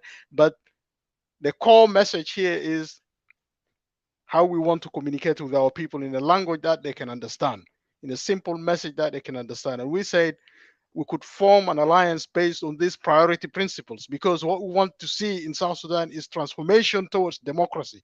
So, democracy, freedom, our people must be free to decide and participate in decision making, and our people must act. So, if you look at democracy, freedom, they are what is in us by default. They're intrinsic to our human nature that we should be free, we should participate in democratic decision making processes. But there has to be an action to fulfill the will of the people.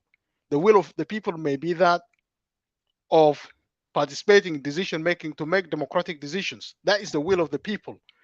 It's a process, but you need the action to fulfill the will of the people. And that's why we say all of us are accountable before our people. So we should all act in a manner to promote democracy, in a manner to promote freedom, in a manner to promote human rights. It requires action. So we as the opposition should be obligated to promote action that supports freedom, that supports democracy, that would ensure our people participate in decision making.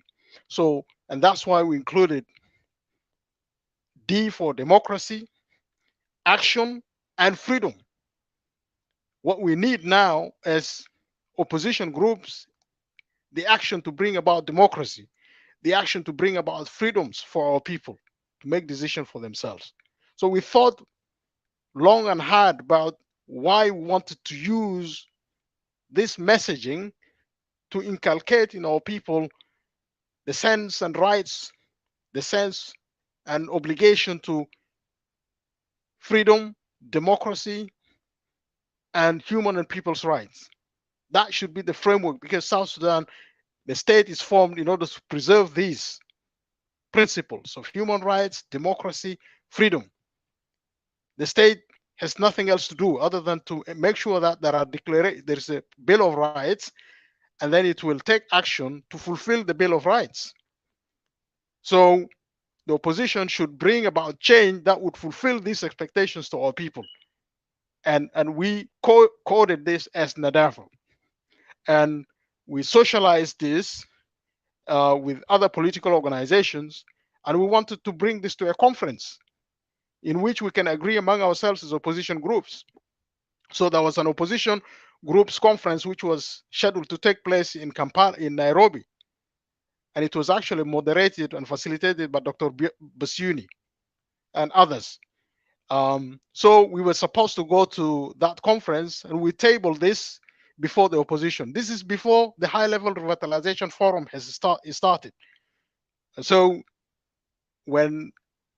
what happened was that Samuel Doe, Agri, and Agri were, hijacked from Nairobi, and they were brought to Juba, and we all know the fate that happened. What happened to them? They were killed. So at that time, it created a lot of uncertainty. Many of us did not want to go to Nairobi because it was now hostile territory. The National Security Service in South Sudan was colluding with the authorities in Kenya to hijack and kidnap people and kill them. So many of us did not want to attend the conference in Nairobi, but others went ahead. So this agenda of NADAFA was going to be tabled before the opposition group so that we can agree and then make a declaration about it. So what happened was that I decided not to go. We consulted within PDM that there was no need for us to go and attend this conference. It's risky. But we said if the facilities are there to support the virtual conference, then we can participate in the conference virtually, and we table this idea and proposal about the establishment of the opposition group as an alliance. And so that is what we intended to do. But the facilitator of the conference, one of the moderators of the conference, who happened to be Dr. What do you call? He was in South Africa. What's his name? Yeah, I've anyway, I was supposed to be called to attend through a conferencing facility. Miamingi, yes, Dr. Miamingi was one of the moderators of the conference, and they did not table the proposal on Nadafa on the grounds that I was not physically present in the conference. But we had made arrangements that we will participate, via a teleconference to present the idea of Nadafa. But they decided, initially they said they will table it, but then later they did not table it, arguing that, saying I was not present in the conference. So that is something else. So that is the reason why it didn't take off at that point in time. But we kept the proposal. We later also argued, when we were invited to Addis Ababa in the peace talks, we said we should not form something called South Sudan Opposition Alliance, because that is not the alternative that you're offering to the country. You are not offering to the country South Sudan Opposition Alliance, just as Soma is doing today, saying South Sudan Opposition Movements Alliance, as if it is offering to the country South Sudan Movements Opposition Alliance. That's not how we thought in PDM. We said we should offer the country Alliance for Democracy and Freedom Action, so that they understand what we're fighting for, what we stand for, what it is that we want to achieve collectively as the opposition, so that we can be the alternative to Salva Kiir regime in the country. But the opposition were not thinking like that. Many of these opposition groups were led by people who are not really strategic, in the sense that they wanted government positions. The younger generations were looking further ahead. They're looking for long-term objectives. So they did not want to have the idea of an alliance based on these principles. They just agreed among themselves, saying, okay, who is the eldest person here? It was Changson. Okay, you lead the group. And that was it. Lama Call was here. And so, Mujamalat Junuba Sudan. So that's what happened. We missed the opportunity to transform the opposition group in Addis Ababa to form an opposition group that would sell itself to the country as an alternative to the regime, and not to accept the principle of Salva Kiir continuing to stay in power.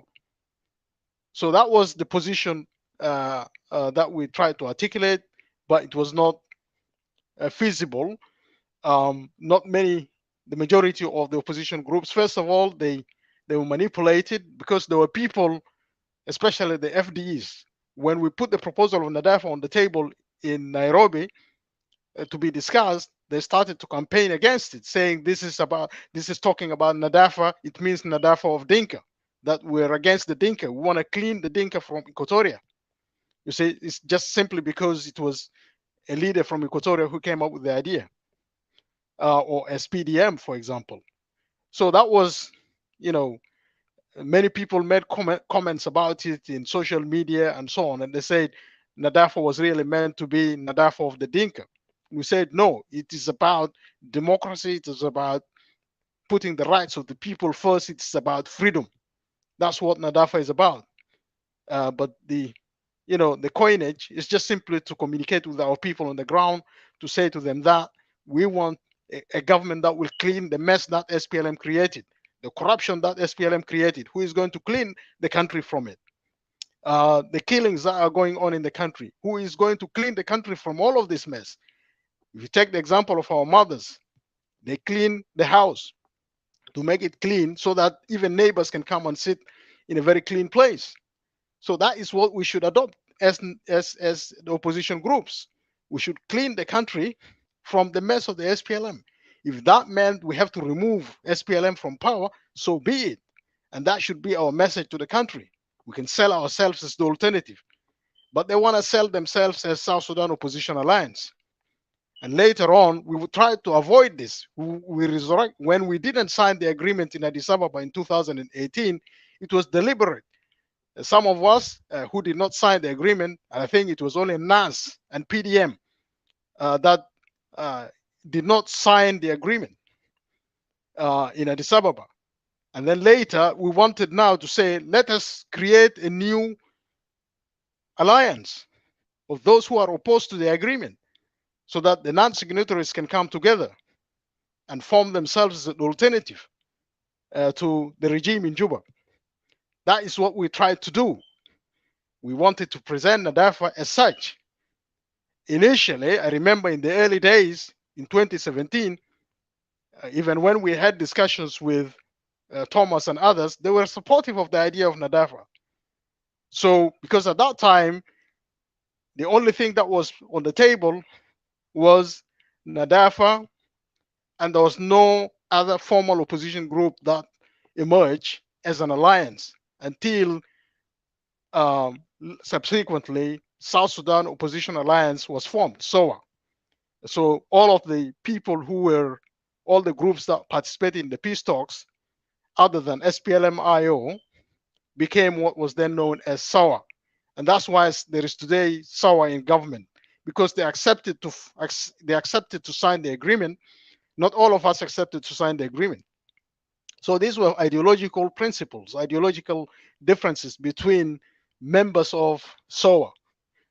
PDM was a member of SOA by default because we just simply said, okay, let's have a grouping, and this group should identify itself as opposed to the regime. And so as a result, we try to coordinate ourselves and mobilize ourselves and work together as SOA. But principally, we were in a minority. PDM was in a minority because there were one or two other organizations that wanted our agenda, our model of how we want to present the opposition. But the majority were just very, keen to sign the agreement under pressure, and they want to go to Juba. They want to be ministers in government. That's what happened. So after that, the only two non-signatories to the peace agreement were PDM and NAS. And we tried then, NAS and PDM wanted to form an alliance, and we wanted to resurrect the idea of Nadafa. Then Pagana Mum came along, and then Emmanuel Ajawin came along. And then we started to talk about how do we form ourselves into an alliance. There was already a proposal on the table, which some of you are familiar with. So why can't we just adopt this model and say, call ourselves Nadafa, New Alliance for Democracy and Freedom Action? If that, but then we started to have disagreements about it because PDM stood with the principle of self-determination to be included as a provision of the alliance, as one of the principles of the alliance, principles of the alliance. And unfortunately, the other colleagues did not want to accept the principle of self-determination for the people of Equatoria. And I stood for the principle of self-determination for the people of Equatoria to be included in the alliance model.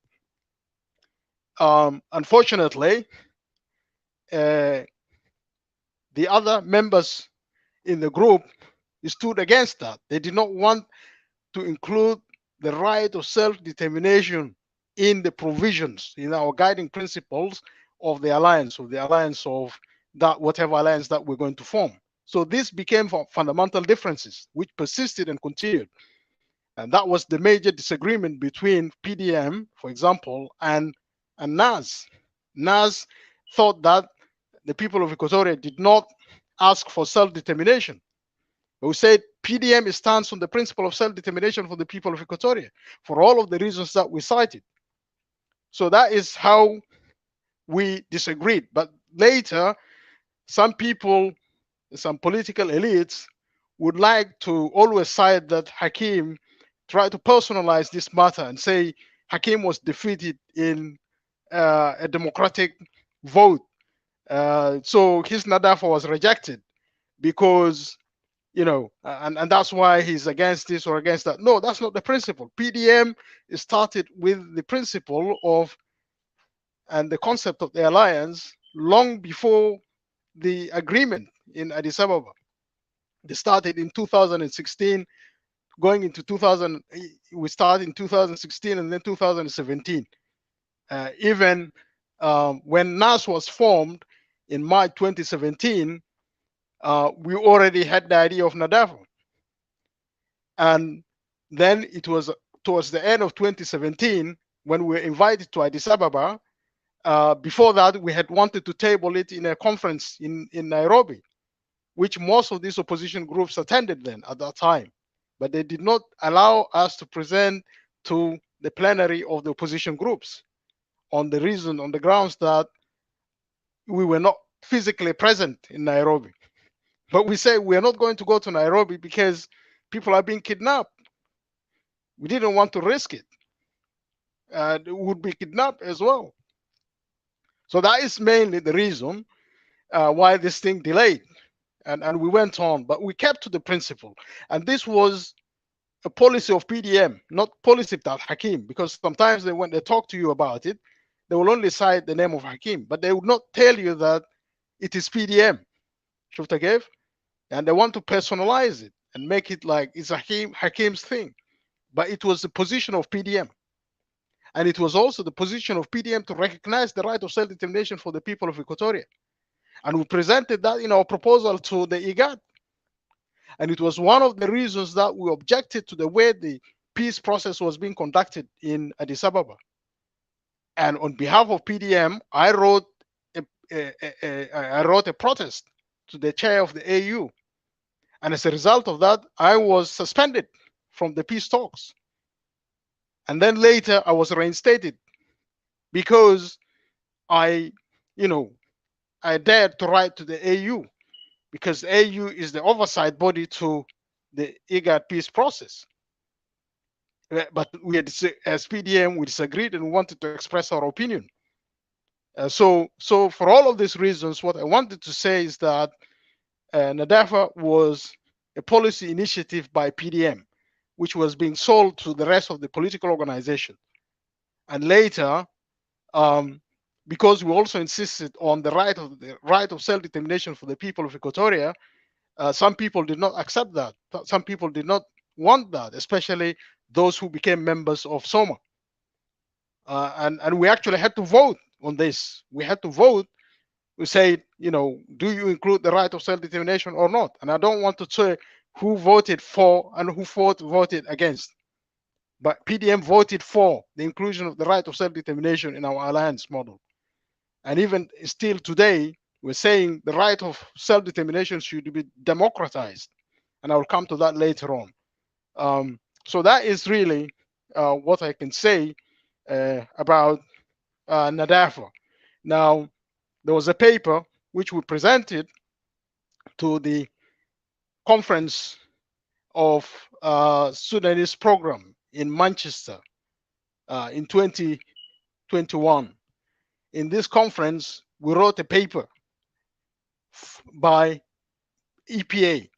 This paper articulated our policy as EPA.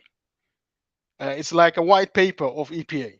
The journey to right self to Equatoria's journey to the right to the Equatoria's journey, the right of self-determination, to the right to self-determination. This is the title of the paper. It's available in the public domain, and it was presented in a conference in Manchester on Saturday, the 21st. If I don't remember, I think it was on the 21st of 2021, October 2021. So it is in this conference we then realized that, of course, now we have to take the model to the next level, and we change it to People's New Alliance for Democracy and Freedom Action, is still emphasizing the same principles, but that we should democratize the right to self-determination. We should democratize the right to freedom. And it's on the basis of this that it has to be conceived as a people's approach, a people's-based approach, because it's really the rights of the people that come first. The people come first, and that is what we're trying to sell to all opposition groups, that we should put the people first.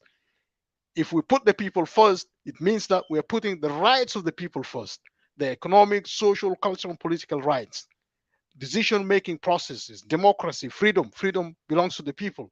So we should put the people first. If we talk about a people-based approach, then we should really recognize and prioritize the rights of our people.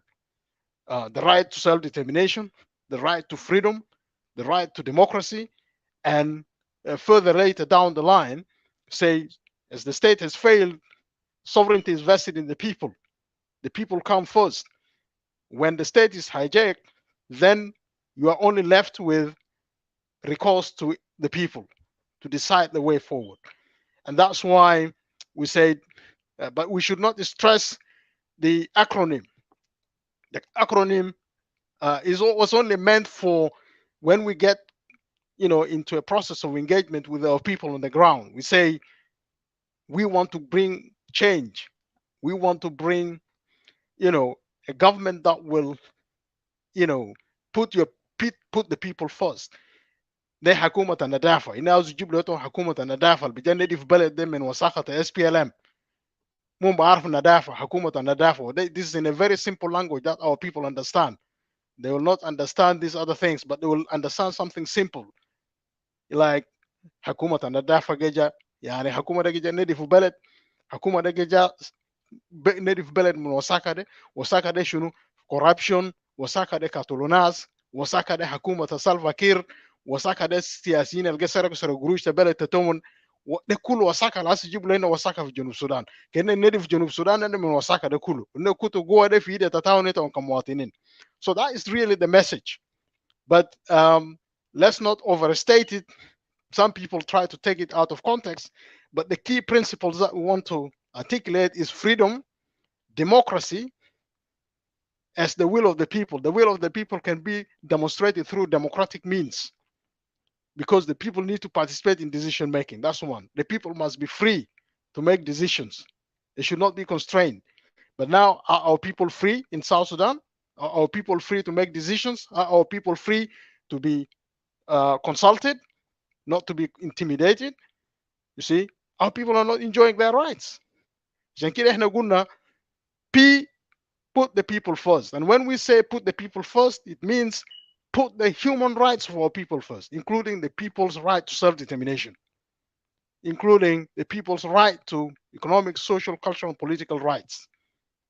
That is what it all really means, because we want to transform the country, and we have to transform the country in the context of the Bill of Rights that belong to our people.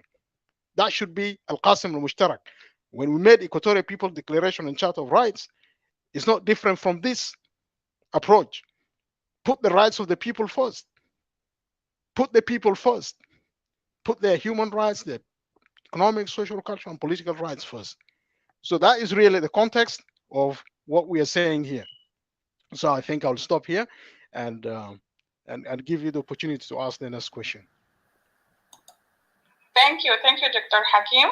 And to the audience, now you hear it here. Nadafa does not mean cleaning the country or clearing Dinka from South Sudan. It just simply mean clearing the country from all the corruption that is happening so that we can build better South Sudan. And also, Dr. Hakim, I must say, I love the statement that you made that we must behave in a manner where we can promote democracy, human rights, and freedom. I love that.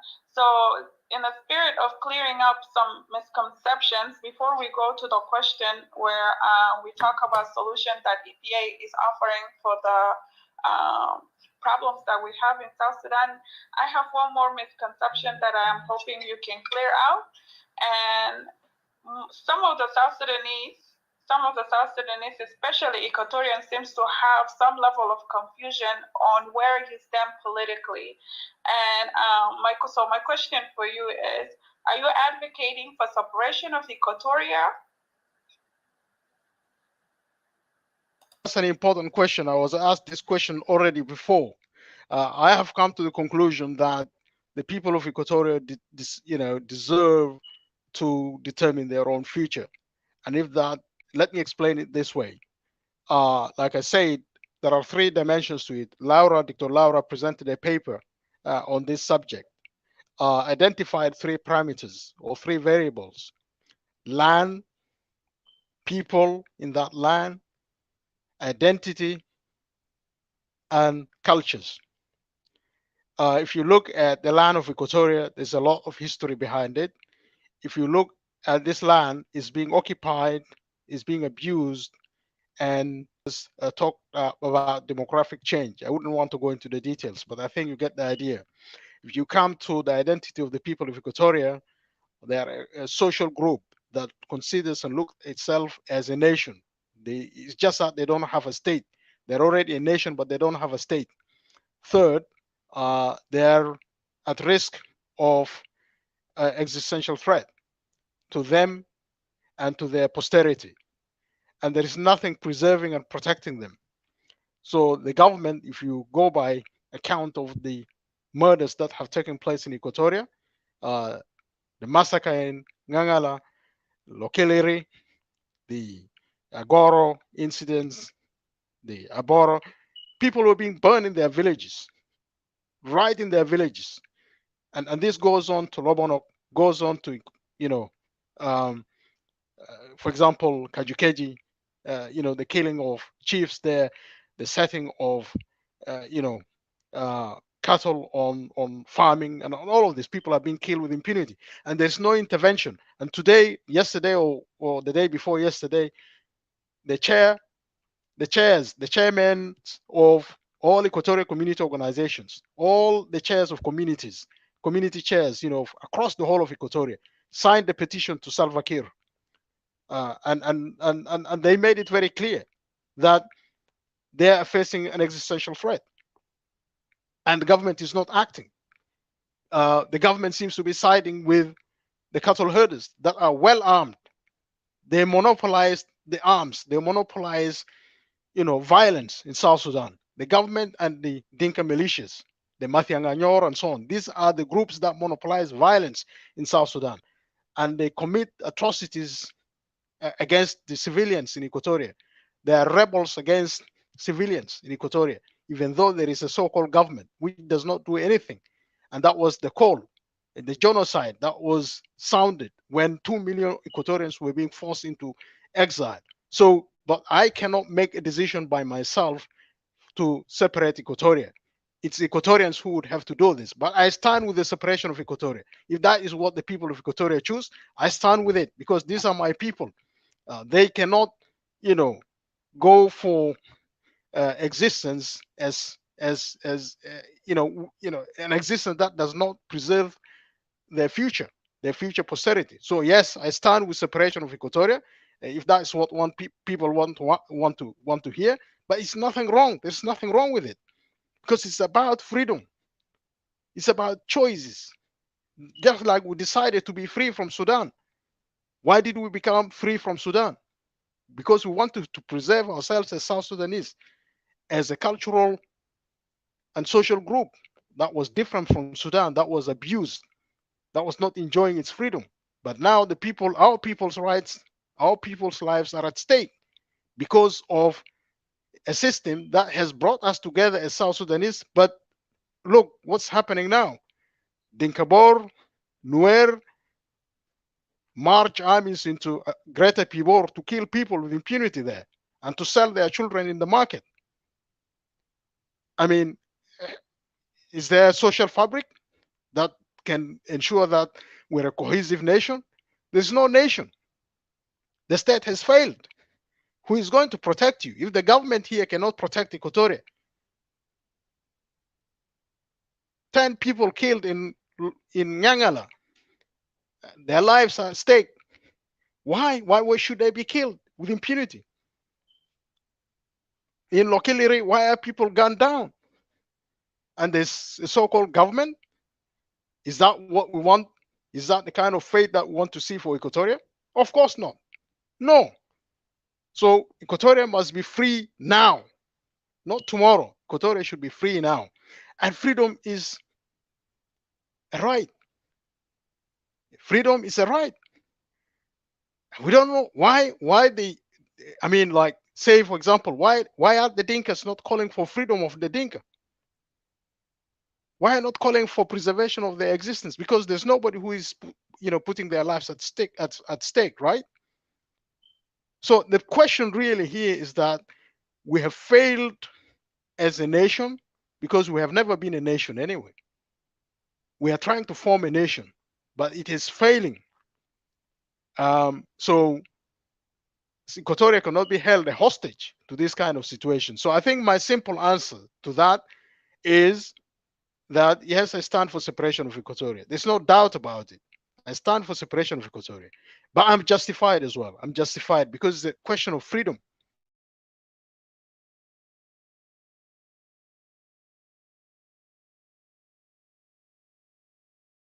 EPA is presenting six union state as a solution to the conflict that we have in South Sudan. Can you please tell us about that? How did you come up with the six union state, and would that solve the active political conflict that we have in South Sudan?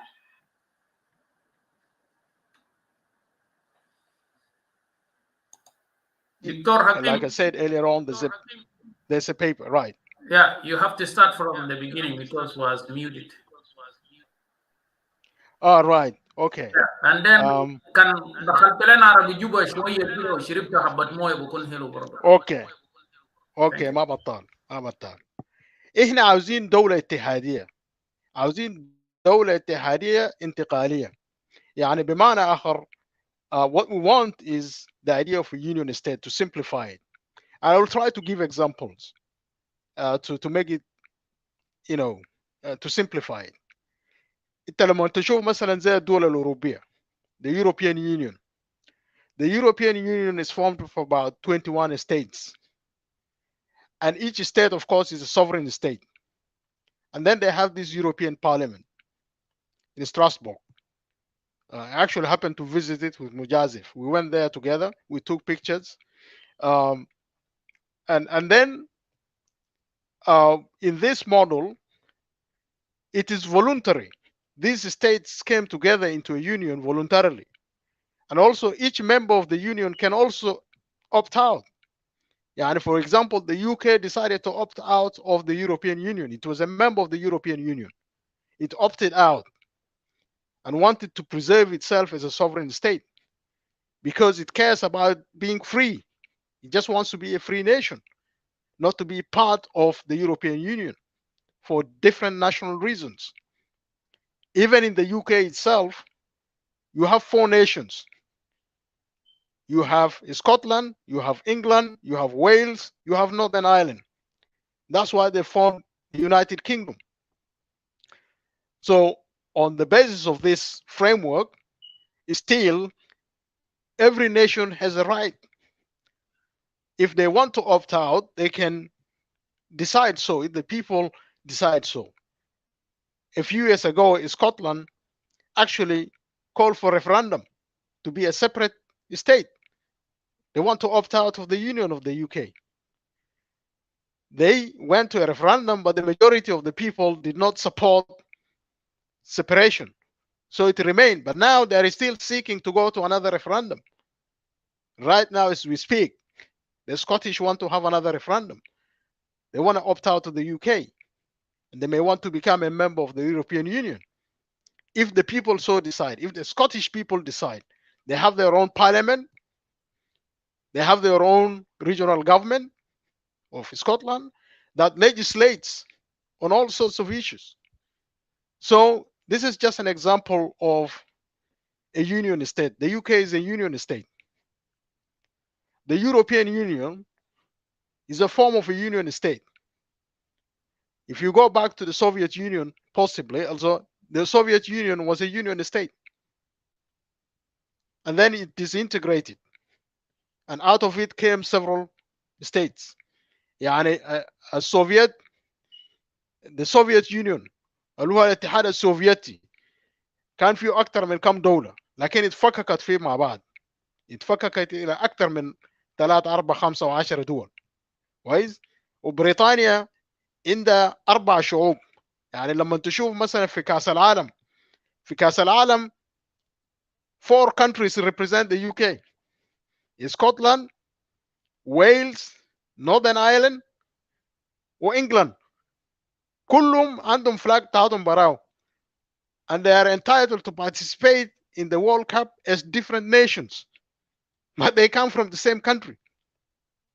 يعني زي قلت في جنوب السودان لو عندك مثلا إيكواتوريا، بحر الغزال وأبر نايل، كل نيشن ده بيقدر يلعب في كاس العالم كنيشن بتاعت أبر نايل ولا كنيشن بتاعت إيكواتوريا ولا كنيشن بتاعت بحر الغزال، إذا جاز الحناية يعني جاز الافتراض. كويس. فده المعنى بتاعت الدولة الاتحادية. الدولة الاتحادية will come as a result of voluntary union by الشعوب بتاعت الدول ده، وفي نفس الوقت كل دولة عنده حق في تقرير المصير. إذا كانت عاوزة تخرج من الاتحاد ده فبها، من له الحق في الحرية فبها، من له الحق في تقرير المصير فبها. كويس. فده يعني وفر سلام لدول ده، يعني وفر سلام فانه ما في حريات. every nation enjoys freedoms, every nation has a parliament of its own, and so on and so forth. ده شعوب عاوزة تعيش في سلام، ده شعوب تحب الحريات، وده شعوب ما عاوز تضطهد بعضها.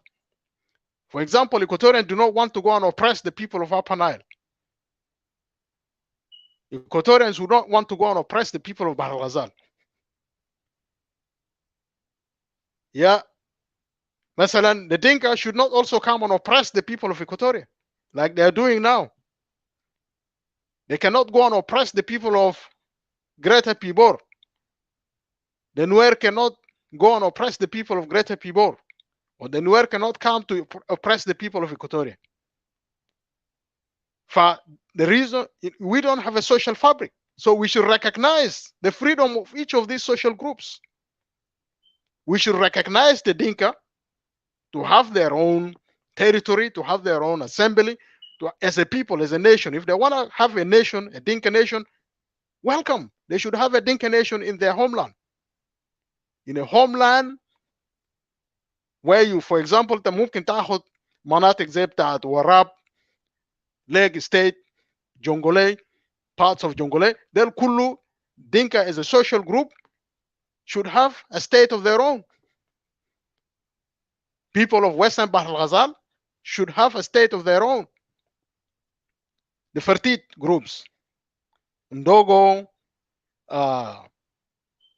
and many other groups in Western Bahr el Ghazal, they can form a nation of their own. Equatoria is known to have existed over centuries now, over a century as one region. And the people have intermarried, they look at themselves as Equatorians. They have a common social group, they have a social coexistence, they have, social fabric that binds them together.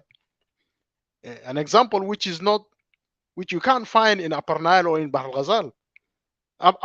Nas Fertit, they can look at themselves as a nation.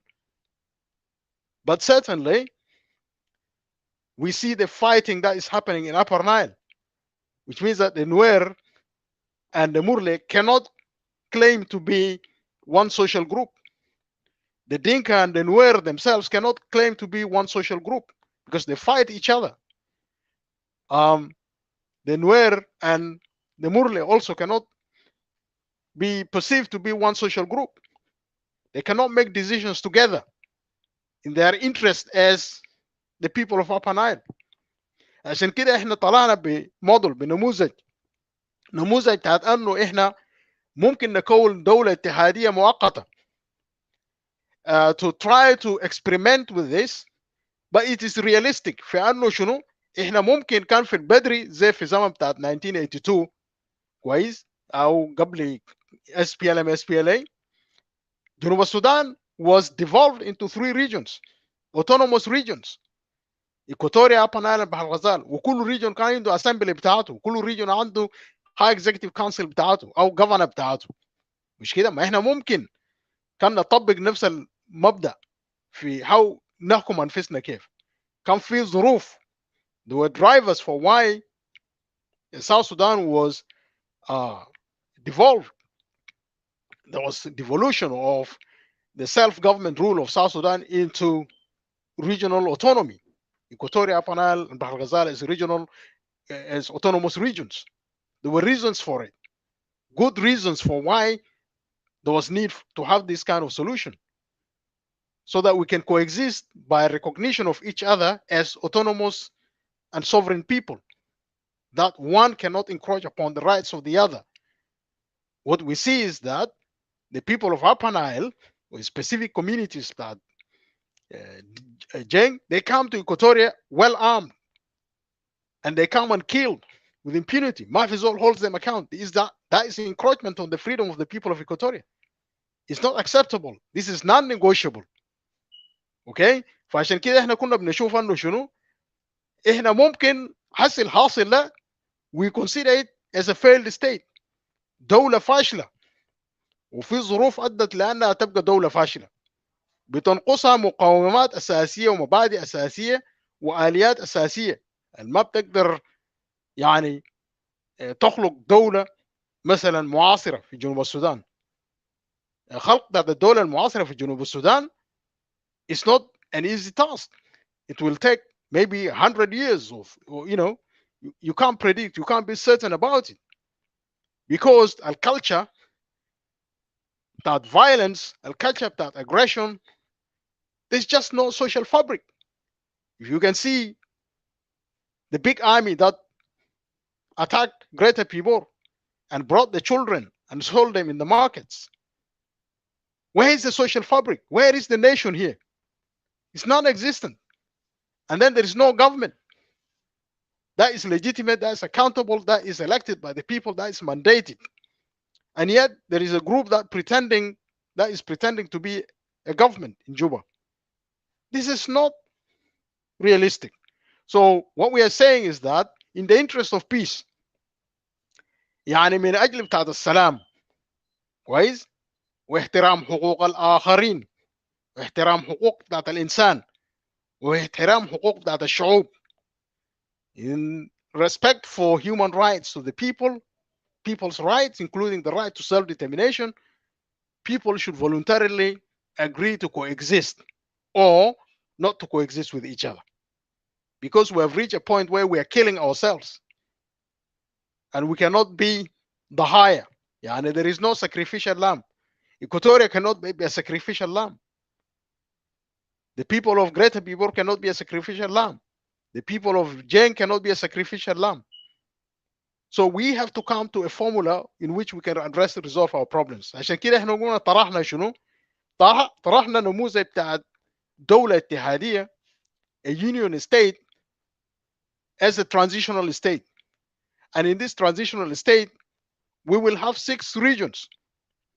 Initially, we're looking at 3 regions, but other groups complain that the Dinka and the Nuer are not going to respect human rights in Upper Nile or in Bahr al-Ghazal. So people should have their own social groups to, run themselves.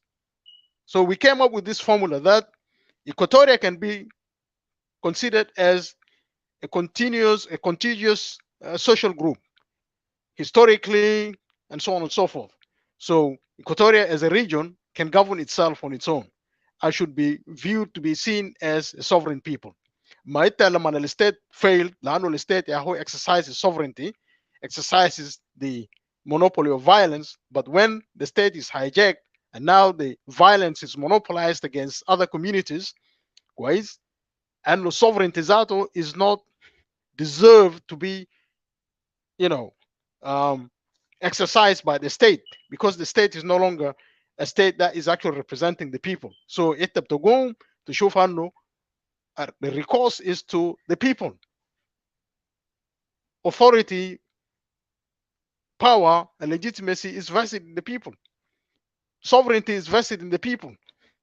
So it is the people who voted for South Sudan in the referendum 2011 to become a separate state. So But that does not mean that the people have given their sovereignty up. The sovereignty is still with the people. It laid with the people. It remained with the people. So when the state has failed, the people have to decide for themselves. عشان كده احنا بنطرح فكره بتاعت انه يكون في دوله اتحاديه مؤقته مثلا ل 5 years or whatever period which is agreed, in which each of these social groups, we have divided the country and proposed 6 regions: Equatoria, Western Bahr al Ghazal, Eastern Bahr al Ghazal to be purely of Dinka tribes, including the Dinka Bor to be part of this Eastern Bahr al Ghazal. Western Bahr al Ghazal يكون the Nuer nation. They are large enough to form their own state nation بتاعتهم. بعدين in Greater Pibor can have their own region as a people of Greater Pibor with other communities that want to live and coexist with them by choice, by doing so voluntarily. And then انت عندك مثلا Fashoda region. Fashoda region and all the other communities who live in Fashoda can also form a state of their own, because they have never been reported, they have never fought among themselves or killed each other. There are people who are responsible for the killing and murder of other communities. For 6 regions, the people of each region can be considered to be a nation, and the people of each region are vested with sovereignty. They are vested with the right to self-determination because they are a people, and every people are entitled to the right of self-determination. Every people in whom sovereignty is vested are entitled to the right of self-determination. And then these 6 regions can form the union state, الدولة الاتحادية. عشان إذا كان إحنا مثلا if we're eligible to play in the World Cup, هيكون في 6 states, 6 nations playing in the World Cup representing the different nations, like what's happening in the UK. Unless you don't qualify, you go to the tournament, you are defeated, you can't make it. But if you make it, 6 regions بتاعت South Sudan كله هيبقوا شنو؟ They will be represented in the World Cup. مش كده؟ So ده الفكرة. So in this way, we can have a union state بالتراضي. يعني يكون voluntarily. And then we agree to have this union state for a period of time to see how we coexist with each other. Each region governs itself. Each region is vested with sovereignty. They can have their own force to protect themselves and their people and their borders. كويس؟ كده يكون في حكومة اتحادية مصغرة, which is mandated by each of the 6 by the 6 regions. يعني احنا مثلا, it is our people's representative from Equatoria who will be delegated by the people of Equatoria to represent them في الحكومة الاتحادية. نفس الحاجة لفرتيت, يكون عندهم representative في الحكومة الاتحادية من تفويض بتاعت البيبل بتاعت Western بحر الغزال. The Dinka should also يكون عنده تفويض من the nation بتاع Dinka, the people of the Dinka, to be represented في الحكومة الاتحادية. The Nuer will also be represented في الحكومة الاتحادية بالتفويض من شنو؟ من شعب بتاعت نوير. Cholo and other communities will also be represented في الحكومة الاتحادية بالتفويض من شنو؟ من people بتاعت Cholo. وهكذا في برضه في Greater Pibor there will be تفويض من people بتاعت Greater Pibor for their representatives تكون في الحكومة الاتحادية. والحكومة الاتحادية دي تكون عندها شنو؟ يكون عندها very specific powers, and each of the nations can veto decisions. يعني decisions are only made by consensus. Any entity can veto the decisions of الحكومة الاتحادية because they derive their power and authority from the region. كويس؟ الحكومة الاتحادية ده تكون عندها صلاحيات محددة on mutual interests. They are there to govern mutual interests. كويس؟ اللي هو المنافع المتبادلة والعلاقات المتبادلة. وقد تكون مثلا في النواحي بتاعت الاقتصاد يكون منظم. كويس؟ احنا لو قلنا مثلا في حكومه بتاعت استوائيه. كويس؟ انت لما تمشي في الاستوائيه تتقاضى بشنو؟ بقوانين بتاعت الدوله بتاعت استوائيه وبقوانين بتاعت بيبل بتاعت استوائيه. كويس؟ وانتوا تضعوا قوانين حقهم في بتاع الدنكا هناك. احنا لما نمشي هناك نتقاضى بقوانين بتاع الدنكا في ستيت بتاعتهم وكده. We have this as a temporary arrangement for the people to consult among themselves whether this model works or not. يعني اصلا زي اخذ في الفتره بتاعت مع السودان وجنوب السودان وجنوب السودان، ما كان حصل شنو؟ احنا قعدنا 6 سنة تشوف whether the unit is attractive or not. احنا عندنا حكومه في جنوب السودان، والحكومه بتاعت جنوب السودان كان عنده علاقات مع الدول الخارجيه لمصلحتها ولمصلحه بتاعت السودان. يعني مثلا العلاقات الدوليه ده ما كان عشان شنو؟ دي لمصلحه بتاعت الشعب بتاع جنوب السودان. وبالتالي all these regions they would have rights to have external relationships, to organize how they want to govern themselves and so on, because they are a sovereign people. وبعد ذاك نقول مثلا بعد انتهاء بتاعت الفتره الانتقاليه، كويس، بعد نهايه بتاعت الفتره الانتقاليه الشعب بتاعت كل region decide that we keep الدوله الاتحاديه، or the people decide no احنا ما عاوزين نكون جزء بتاعت الدوله الاتحاديه دي، احنا هنكون دوله بتاعتنا برانا. We'll opt out like what the Scottish wants to do. They want to opt out like what the UK did. They opted out from the European Union. كده الباقي القاعدين if the unit is attractive they'll continue. They will continue بالتراضي. يكون عندهم دولة اتحادية بيعترف بحقوق بتاعت كل الشعوب ده، وفي حقها في اي وقت فانها مثلا كانت تختار انه عاوز تنفصل فبها. This way في تراضي من الشعب، ما في زول is imposing themselves or assuming that they have the mandate of everybody in the country. No, they have only the mandate of the people who mandated them to be there representing them. ما يكون في representation. هسه في جنوب السودان في representation ما موجود، في فوضى وفي فشل بتاعت الستيت. So that is really the idea of the union state, a temporary union state. في الفترة الانتقالية ده مثلا احنا بنشوف انه من حقنا في الشعب بتاعت الاستوائيه نتفاكر نشوف احنا ننظم انفسنا كيف، نحكم انفسنا كيف.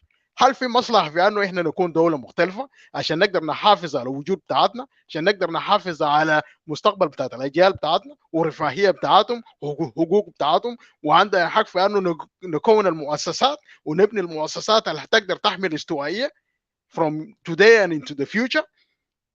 ده من حقنا. وبرضه من حق الشعب الاستوائيه ترفض انه يا خلاص احنا نكون في الدوله الاتحاديه ده الى اجل غير مسمى. If in the future we decide things change and we still have the option to break, to form our own state. So they can decide to form their own state right now after the فترة الانتقالية ده ولا في اجل غير مسمى in the future. But they have the option. If you have the option ما في زول هناك هيعمل شنو؟ هيتعدى على حقك. No one will be aggressive to take what belongs to you because you have every right, like as a people with sovereignty. No one should challenge or encroach upon your rights, and you cannot go and encroach upon the rights of the other. فده الاتفاقيات، ده المبادئ. We should all be agreeing on these principles عشان نقدر نعرف الناس اللي ما عاوزين حقوقهم ده ناس منو. كويس؟ احنا عاوزين حقنا يا اخي استوائيين، احنا عاوزين حقنا. احنا عاوزين نعرف دينكا ده اللي ما عاوزين حقوقهم، ونوير اللي ما عاوزين حقوقهم، ولو هم انا عاوزين يفرضوا لنا انه الدوله الموحده او كويس وهم يكونوا على الراس بتاعت الناس كله. ما ممكن.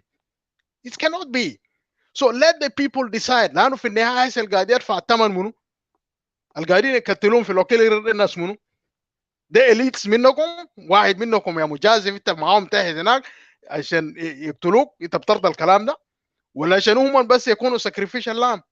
They should just be killed. And we as intellectuals, we call, yeah, we want United South Sudan. And we just remove this government. And our people are suffering. And there is nothing happening to protect them. Right? So these are the principles. These are the key assumptions and key principles that we are proposing for transitioning out of the failed state.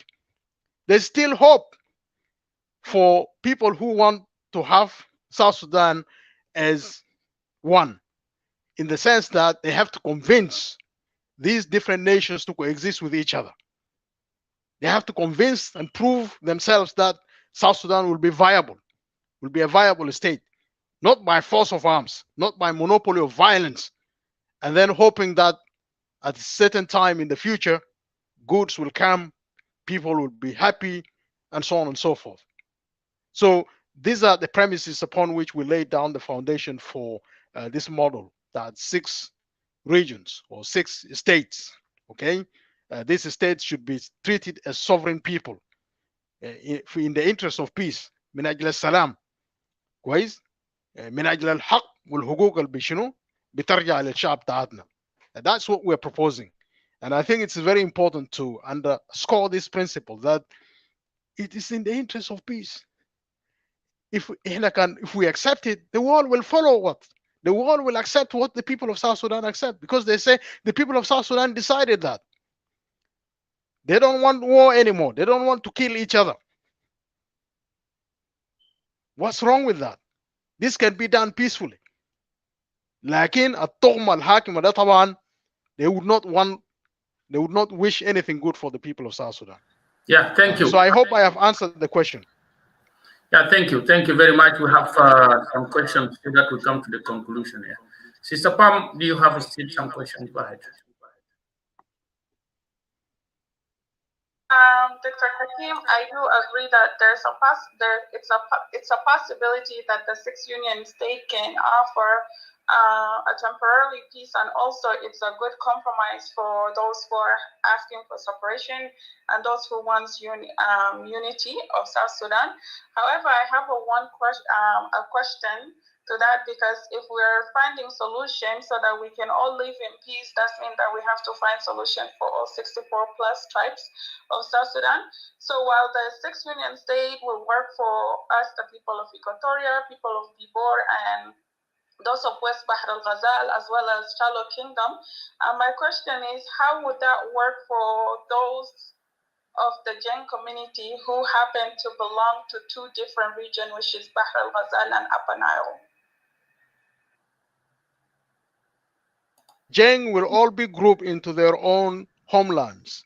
Okay, for example, you have Lake State, انت عندك جزء بتاع الجنجولة، انت عندك northern بحر الغزال، انت عندك وراب, and so on. Okay, these states will all be formed together into a single state or a single region, which is purely Jain. So the Jain will be in their homelands, in their territories. Okay, كده هم بيكون عندهم طبعا في النهاية هل هم كان رفضوا الكلام ده هم عاوزين شنو يعني؟ عاوزين they want to dominate others. They should take care of their region, prove themselves to be capable of running their region. المبدأ بتاعت حقوق الإنسان، حقوق الشعوب وكده وكده. The Jain should prove that they can govern themselves. That's what we are putting on the table. Not, our lives should not be at the expense of the Jain, deciding for everybody. No. فإحنا هنا بنقول إنه شنو؟ homelands, the ancestral homelands بتاعت Jain. Okay? مناطق الستيتس بتاعتهم وبتاعت هناي نوير برضو عندهم states بتاعتهم، عندهم borders between them and other people and other regions. They have these borders. For just a question of putting all of these groups together, they mean أجل السلام, so that we can then conduct business nation to nation, people to people, and prioritize the rights of the people, prioritize the freedoms of our people. Kida, I hope it can be a compromise solution. Lanu, I don't think the Jain by themselves would want to choose to go and occupy the lands of other communities. And then the other communities will resist it, will look at it as occupation, like what we are seeing in Equatoria, and they will fight back. And then we'll go into a vicious circle of war. Tit for tats, and killing, and we're losing people, we're losing lives. So we don't want that. We want peace. You go to your territory, go to your homeland, take care of your homeland. But that does not stop us having relations. We can have good neighborly relations on the basis of, human, relationships. It should be rule of law.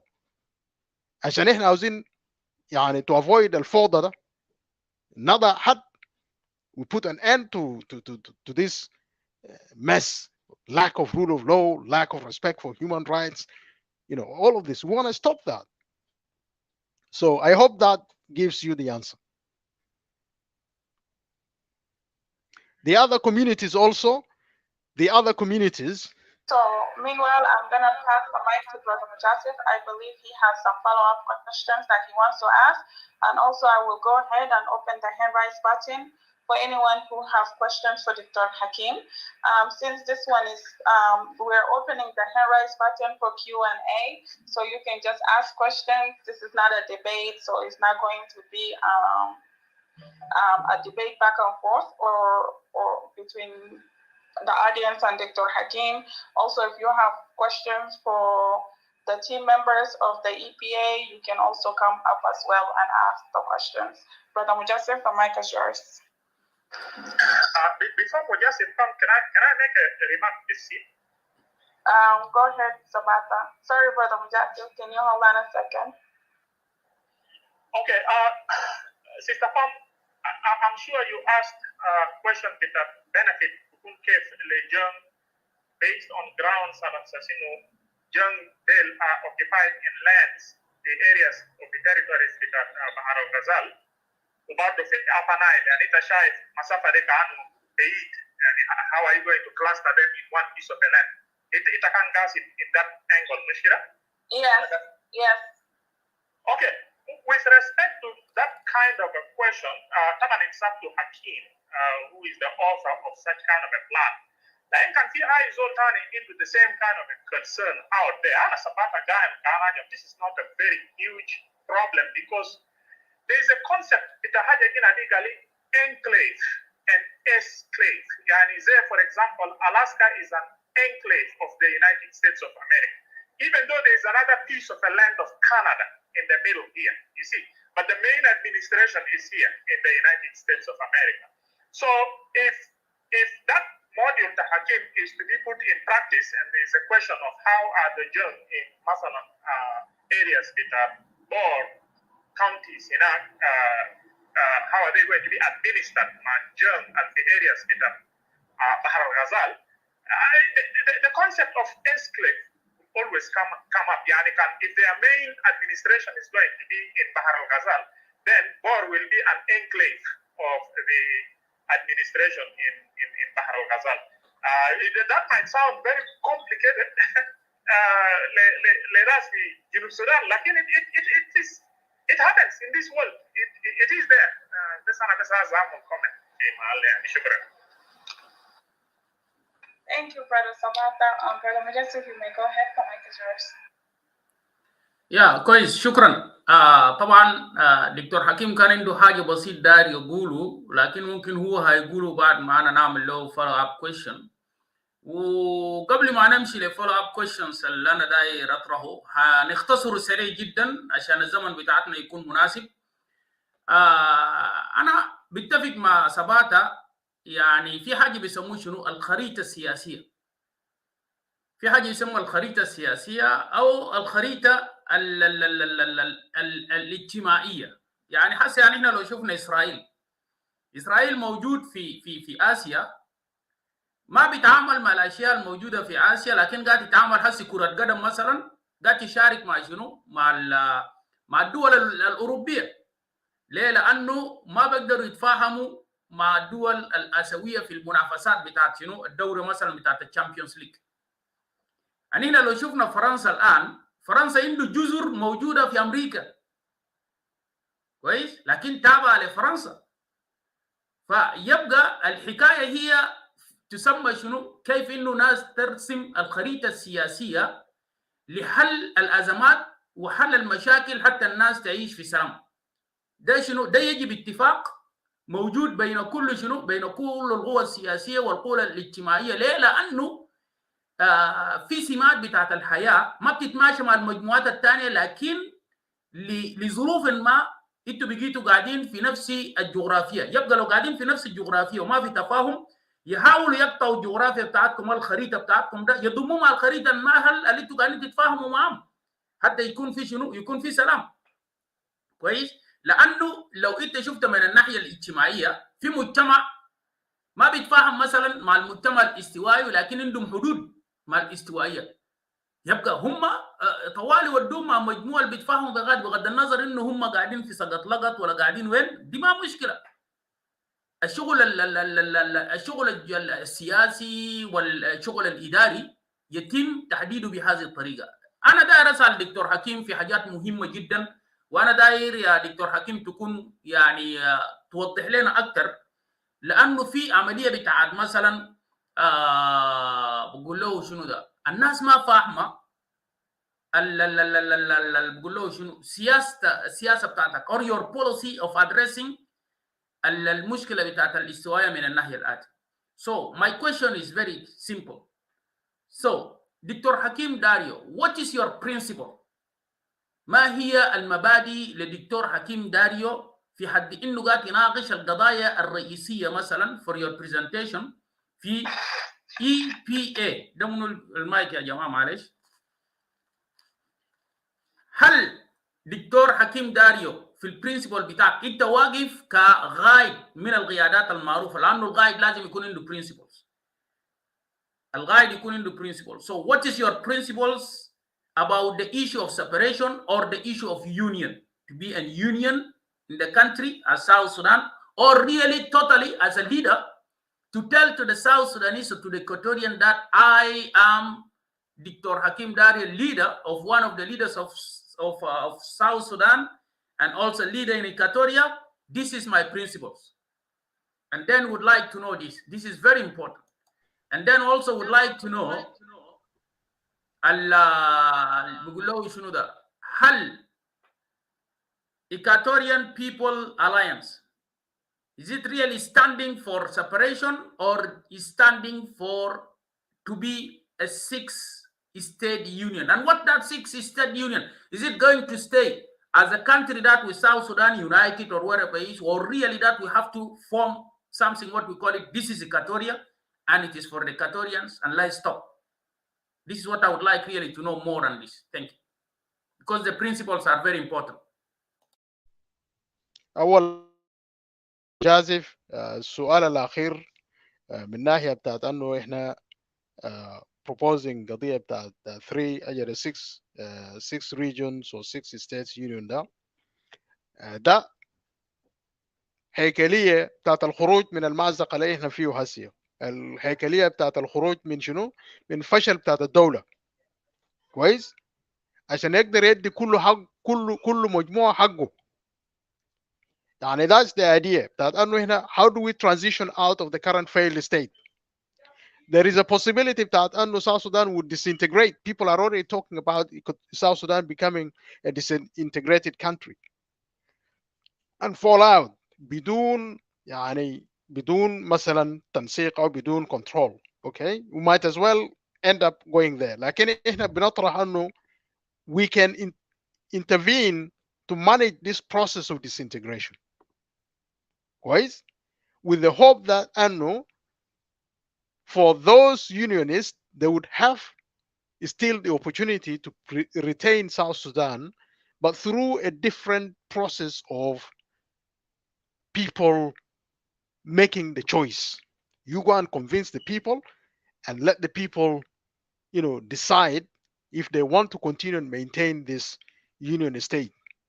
Lakin a union state will give us peace.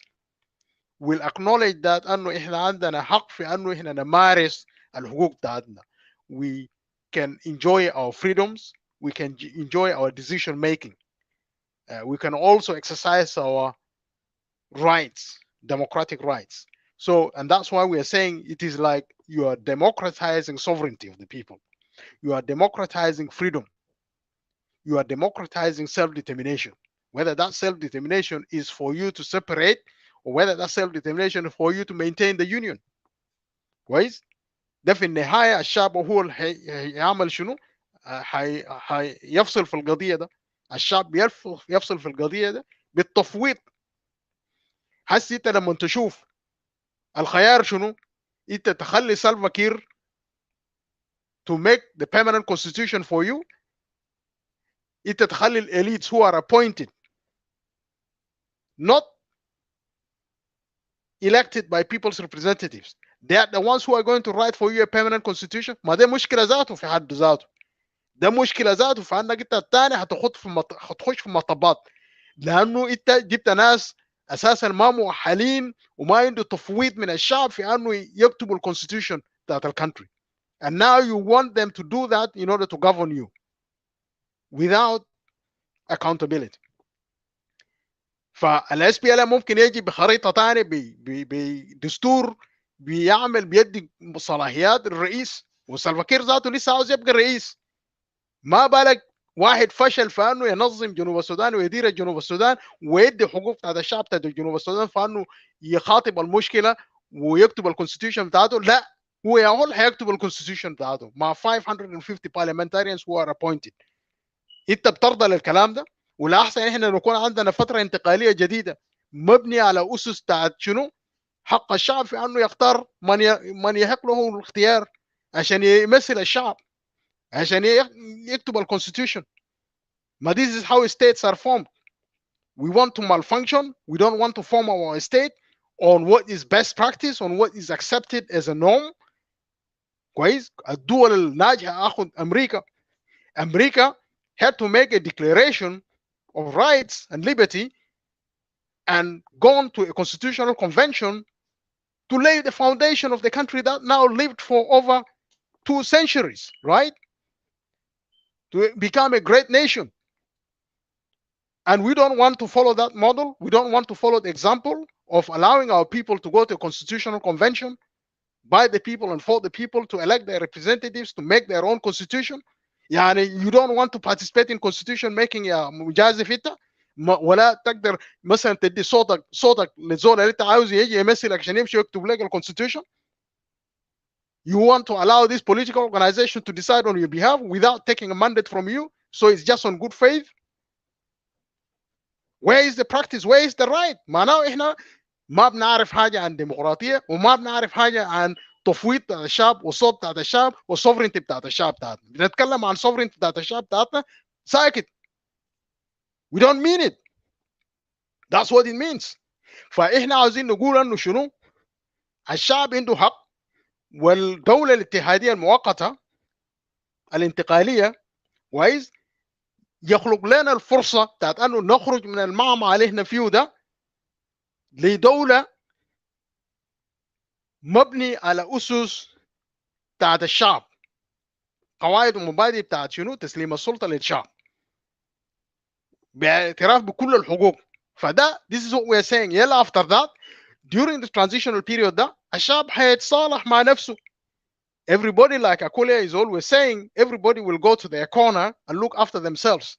ما هو زي كمان زي شنو؟ زي الزواج لما if the marriage breaks down, every party in the marriage has got a right to go and consider the options without prejudice, independently of the other party. مش كده؟ It's just as simple as that. فاحنا بنقول انه شنو؟ الدولة الاتحادية هو مخرج يدينا يفتح لنا فرصة just to open an opportunity for us to sit down as people and look at ourselves and consider the options. Can we sit together down? Maybe we can even reconcile. You never know. It's the people. I cannot judge. I can advocate for position, my position from perspective that انه احنا عاوزين نحافظ على كيانة استوائية. احنا عاوزين نحافظ على وجود استوائية لانه وجود استوائية هسه خطر. احنا عاوزين نحافظ على كيان الحيقدر يفتح الفرص ويدي لأطفالي وعيالي and generation to live. Because I cannot entrust the future of my children to the hands of the Jeng who are running the mess in South Sudan. But as a people of Equatoria, we have a social fabric. We have, opportunity to preserve our existence. And what you need to preserve your existence to create a state. كويس؟ فده الهدف. الهدف بتاعتنا ك EPA احنا عملنا declaration. And this declaration is available in the public domain. We want to give the people of Equatoria the right to self-determination. not to give, but for the people of Equatoria to rise up and call for their right, what belongs to them, so that they can preserve their existence and the existence of their posterity وfuture بتاعتهم. كويس؟ يعني ده ما علي انا كحكيم، انا عضو في هذا الهناي، انا بطرح افكار، لكن في النهايه الافكار ده ما بيعني اي حاجه if the شعب, if the people of Equatoria do not want these ideas. So we can only help to be enablers. We want to create a forum, a legacy for our people without prejudice to the ideas of South Sudan remaining, in a union state. Okay, now we create the foundation. وبعد ذاك نشوف, have we got equal opportunities to participate in decision making? Have we got opportunities to have our own say on these matters without compulsion, without intimidation, without killing, in peaceful manner? Okay, فكده الشعب ده في النهاية we cannot impose our will on it. The people themselves have to take the future into their own hands and say, we want to create the future, we want to coexist with each other. زي ما examples انا استخدمته بتاعت اليونيون ستيت في يونايتد كينجدوم في يوروبيان يونيون and so on. هسه ياخذ المحك بتاعت constitution making. It is important for our people to participate in this process by the elected representatives to write the constitution. كويس؟ فانا ما عاوز اطول في الكلام ده، لكن في النهايه طبعا كانه زي جبال في الاول انت قلت انا كقائد او موقف بتاعته ومبادئ بتاعتي شنو وكده. كويس؟ المبادئ بتاعتنا كلها مكتوبه في العلن. Okay, that is what is guiding us. We have made a declaration, it's in the public domain. ده الحاجات اللي احنا عاوزين نحققها. احنا بنلعب دور بتاعتنا لتحقيق هذه المبادئ. It doesn't have to be me, it can be Sabata tomorrow, or it can even be Majazif, لانه القضيه الاساسيه هي قضيه بتاعت الشعب. ده قضيه بتاعت الشعب في المقام الاول. احنا عاوزين نخاطب الشعب and to help support our people in achieving and enjoying their rights. That's all. All of us can be leaders. عشان كده أنا في EPA أنا ممكن أخطأ, but EPA will continue. I can become a non-active member of EPA, but the EPA would continue to push for this. If the people who are members of EPA believe in these principles. So I cannot impose myself. لكن أنا I speak بصوت بتاعت EPA. I will speak which we are claiming to be representing the voices of the people of Equatoria. And this is a journey. في حد ذاته. It's a journey in this process, so that ultimately the people of Equatoria have to prove us right. If they don't want to prove us right, it's up to them. Yeah, but we are not hateful of other regions. We are not hateful of other people of South Sudan. I'm not hateful about the people of South Sudan. I want them to enjoy their rights. I want them to enjoy freedoms. I want them to exercise and enjoy all the raft of human people's rights, because these rights belong to them. The rights belong to the people. But there is something خلل في الوسط هنا. Right? So if we have these boundaries ruled by the law, we will still welcome people to come to Equatoria. If Equatoria were to be a state, ما هيكون عنده بوليس حقه، يكون عنده جيش حقه، يكون عنده قوانين حقه. انت تجي في استوائيه، you're welcome. كان جاي للشغل, welcome. Go and do. We want to benefit from your knowledge. We want to benefit from your expertise. انت عاوز تجيب ابقار للبيع، السلخانات في موجود في استوائيه، الناس بيشتروا اللحم ده. ولا كان عاوزين لبن، تعال اعمل لك مصنع بتاعت لبن في ايكواتوريا، اعمل invest in Equatoria. The people of Equatoria will welcome that. There will be law to manage this. كويس؟ هتجيب الابقار لاغراض اقتصاديه. But you cannot use this as a vehicle to kill and depopulate the people of Equatoria from the areas. كده احنا ما عندنا ضد اي حاجه ضد any other people. شكرا. شكرا دكتور. طبعا السؤال بتاعت الجبال اللي انا سالته ده من الضروره نسال اي نوع من القياده اللي موجود، وانت وضحت تماما الافكار بتاعتك موجوده، بتقولوا للمواطنين بتاعت الاستوائيه كلهم وبعد ذاك هم اللي يختاروا. بمعنى شنو؟ الديمقراطيه في حد ذاتها مهمه جدا لابناء الاستوائيه ان يقرروا شنو مصيرهم. فعشان كده السؤال ده كان انا سالته، لانه دارين نفهم انه مرات في قيادات بتحاول بقدر المستطاع to impose what they have in their minds, and they don't give the people the right to choose what they wanted. And I think on that questions, I will give you 100% on that points, because really you advocate what you have in your mind as a policy, and in the end of the day, you leave the Equatorians to choose what they would like to do, and that is, I think, what should happen. By the way, for every single person in this earth, people are there, and in the end of the day, the choice of the people is the one who can lead people to go ahead. So, Sister Pam, I think I follow up my questions that Dr. Hakim already answered. I will give a chance to go up there, but before that, I would like to give Dr. Hakim 1 minute, can take some water. I will just make the camera somehow down and then let him to drink some water, and then we proceed. Yeah. So, Sister Pam, now I will give a chance to the people to come up, but obviously would like to say it. You come and ask your question direct. And for those who are in the Facebook here, I can take their questions. And those who are in the clubhouse, the moderator, our main moderator there, Mr. Pam, can go ahead. Or otherwise, if you can give a chance for the team of Dr. Hakim Dario, if you would like to add something else. Thank you very much. Now, Dr. Hakim will take 1 minute, and then he will join us as well. Thank you. Thank you, Brother Mujasef. I think while Dr. Hakim is taking a break, I will pass the mic to his team members if they would like to add anything. So I will start with Molana Margaret, and then we'll move to Dictora Alma, and then Dictora Laura. Molana Margaret, the mic is yours. Thank you. Thank you very much. And I would like to thank Dr. Hakim for articulating the position of EPA and walking people through the model. I also want to appreciate everyone who's in the audience and listening. You're welcome with your questions.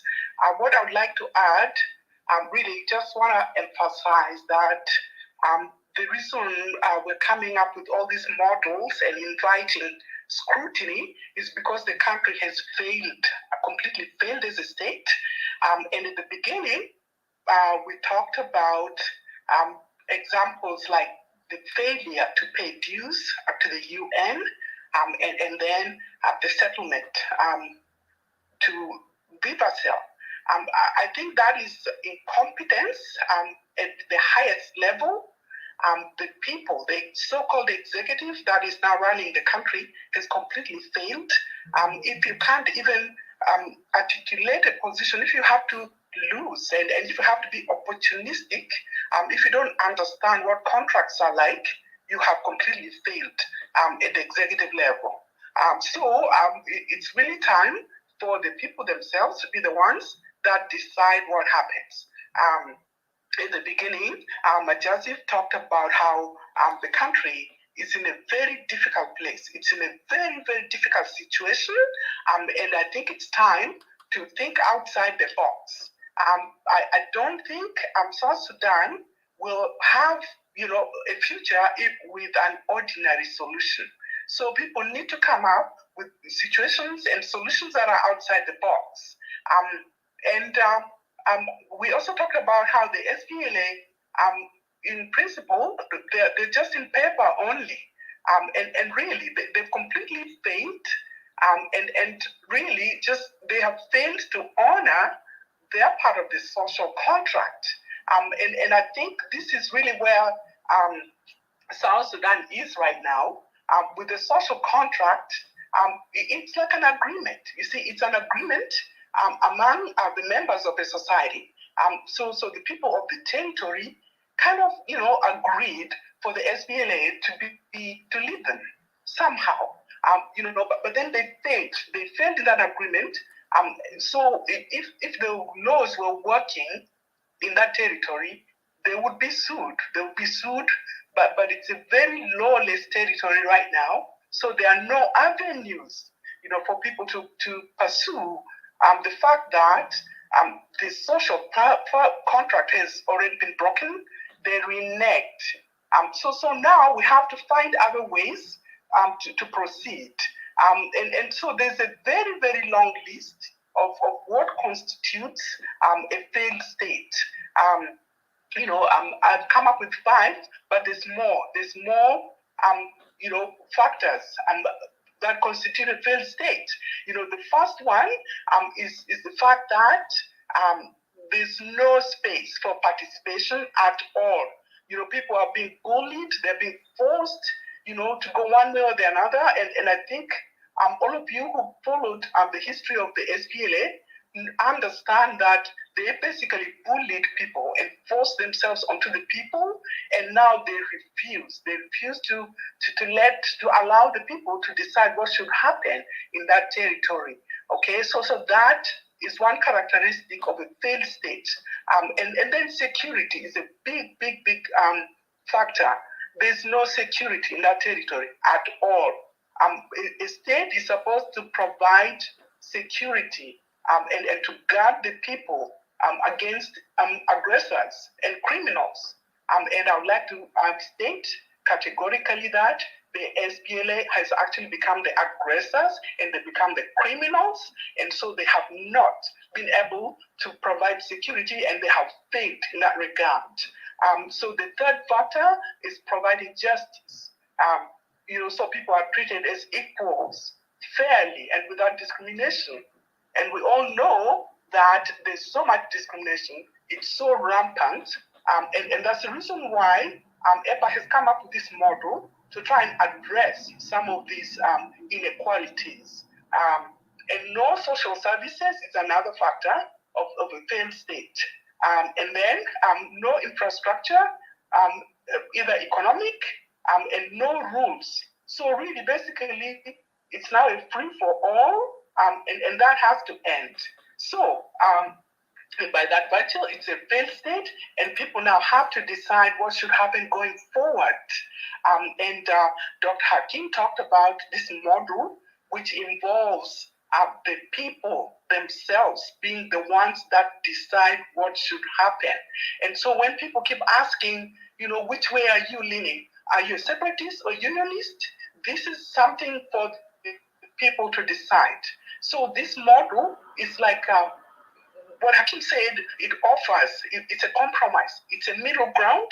It offers something for people who want the country to stay together, and it also offers an option for separatists. If a union state, if stay together is not palatable, if it's not attractive, at the end of a transitional period, people have the right, and they have to come up with a constitution that allows that right to break away. So really, basically, what is happening right now is that people need to be free to decide what they want, free to map a way forward about what should happen in that territory now. And it's supposed to be a voluntary model. No one is forcing anything on anybody. Basically, the invitation is for everyone to become involved, ask all the questions you need to ask, and if you're confused, these are some of the opportunities where people can, expand on things and allay misconceptions. So it's supposed to be democratic, and the union state gives everybody a chance to go back into their corner and work on themselves. In one of the sessions, I talked about bite sizes, working on issues, in bite sizes. You go to your corner, work on your issues, and then you come back together and then decide, okay, have we worked through our issues? Can we still live together? But to do that, you have to be separated. You cannot continue in the same amorphous mess. So I think that's what this model is all about. And I really appreciate your forum for bringing it up. And I think this is only the beginning. There'll be other sessions to expand on this model. Thank you, Pam, and thank you, everybody.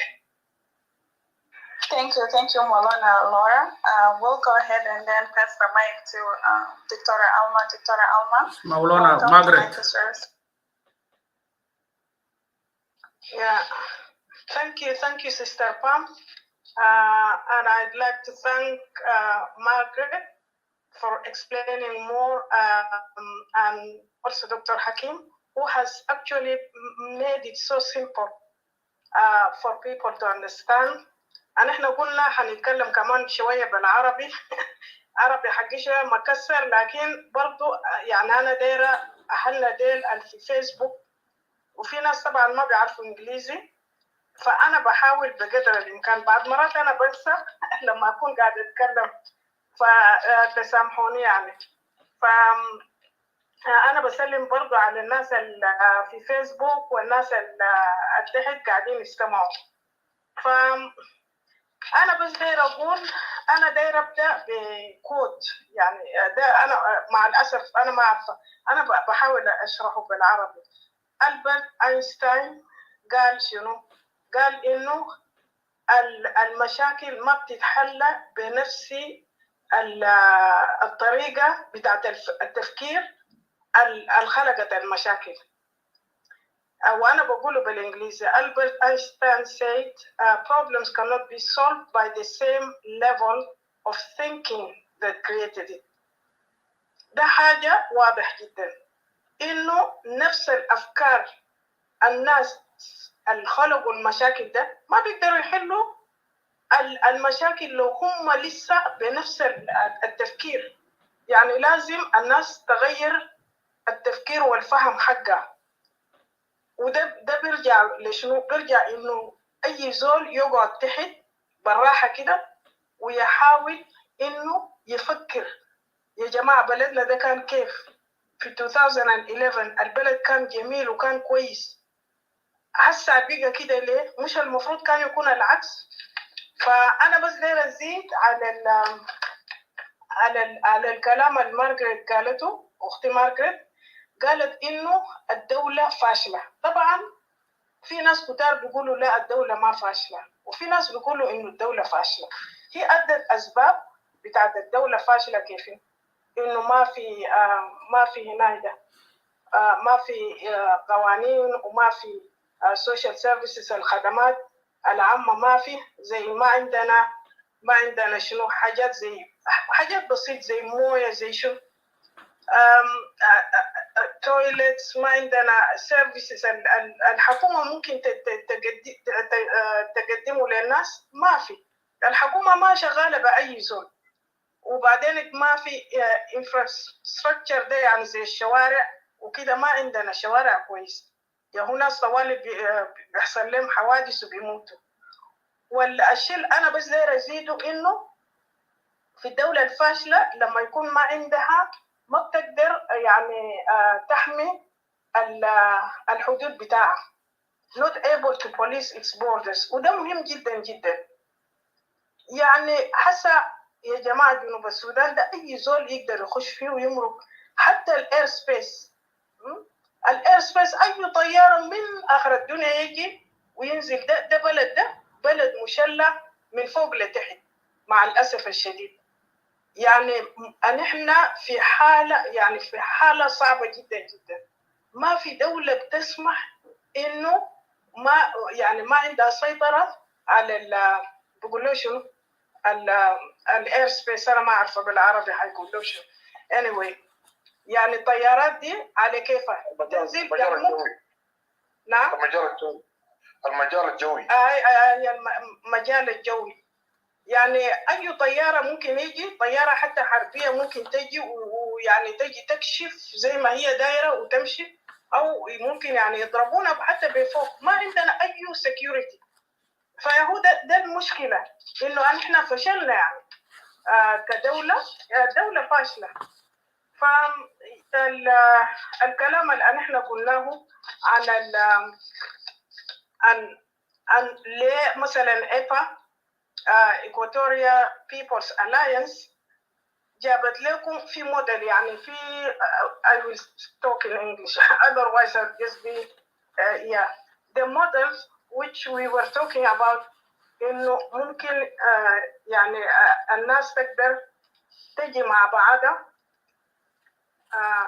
تجي مع بعض كمثلا regions، ونحن يعني اقترحنا إنه الريجون ده يكون مش ريجون كده ثابت، لكن يجمع القبائل اللي بتقدر تتعايش مع بعضها. لأنه حسا نحن عندنا مشكلتنا إنه كل زول يقوم يضرب الثاني، والحكومة قافلة راسها وما شغالة بأي زول. عندنا حسا الدنكا يهو قبيلة الدنكا، لأنه السلفاكير هو من القبيلة ده، شافوا نفسهم إنه عندهم حق. زي مثلا شوفوا دينكابور يجونا في الاستوائية بالأبقار بتاعهم، ويجوا مسلحين وأي حاجة، ويجوا يضربوا يغتصبوا النسوان، يعملوا الحاجات البطال ده. ما في زول بيسألوا. ولو ناس من الاستوائية قالوا يا جماعة نحن ده زرع بتاعتنا، فنحن دايرين نحمي أراضينا، ولو برضو حملوا السلاح زي الدينكا بتاعت بور، يقول لهم شنو؟ يقول لهم انتوا خوارج، انتوا خارجين عن القانون، you are rebels. وشفناه قريب ده اللي حصل شنو في منقلة. يعني ناس منقلة ناس هادئين وناس مساكين قاعدين في محلهم، دينكابور جوهم مضججين بالأسلحة ودخلوا في منقلة وبدوا الشغب بتاعهم اللي بيعملوه دايما. جابوا أبقار بتاعهم، الأبقار انتهى من المزارع، والناس ديل قاعدين يقولوا إنه ما في زول يفتح خشمه. أنت تفتح خشمك طوالي ضرب بالنار.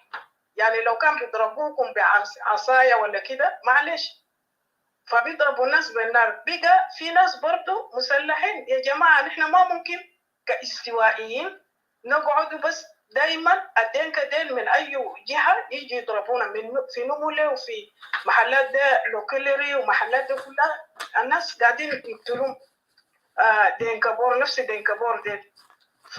لكن احنا اكتشفنا انه الدينكابور ديل شغالين مع الحكومة، هم جزء من الحكومة. ده شيء واضح، ده ما داير له انتليجنسات، لانه الحكومة بتجي وبتقول انه في خوارج هنا، في ناس ريبولز هنا، وما بتتكلم خالص عن الخسائر وعن الدمار الدينكابور قاعدين يعملوه في الاستوائية.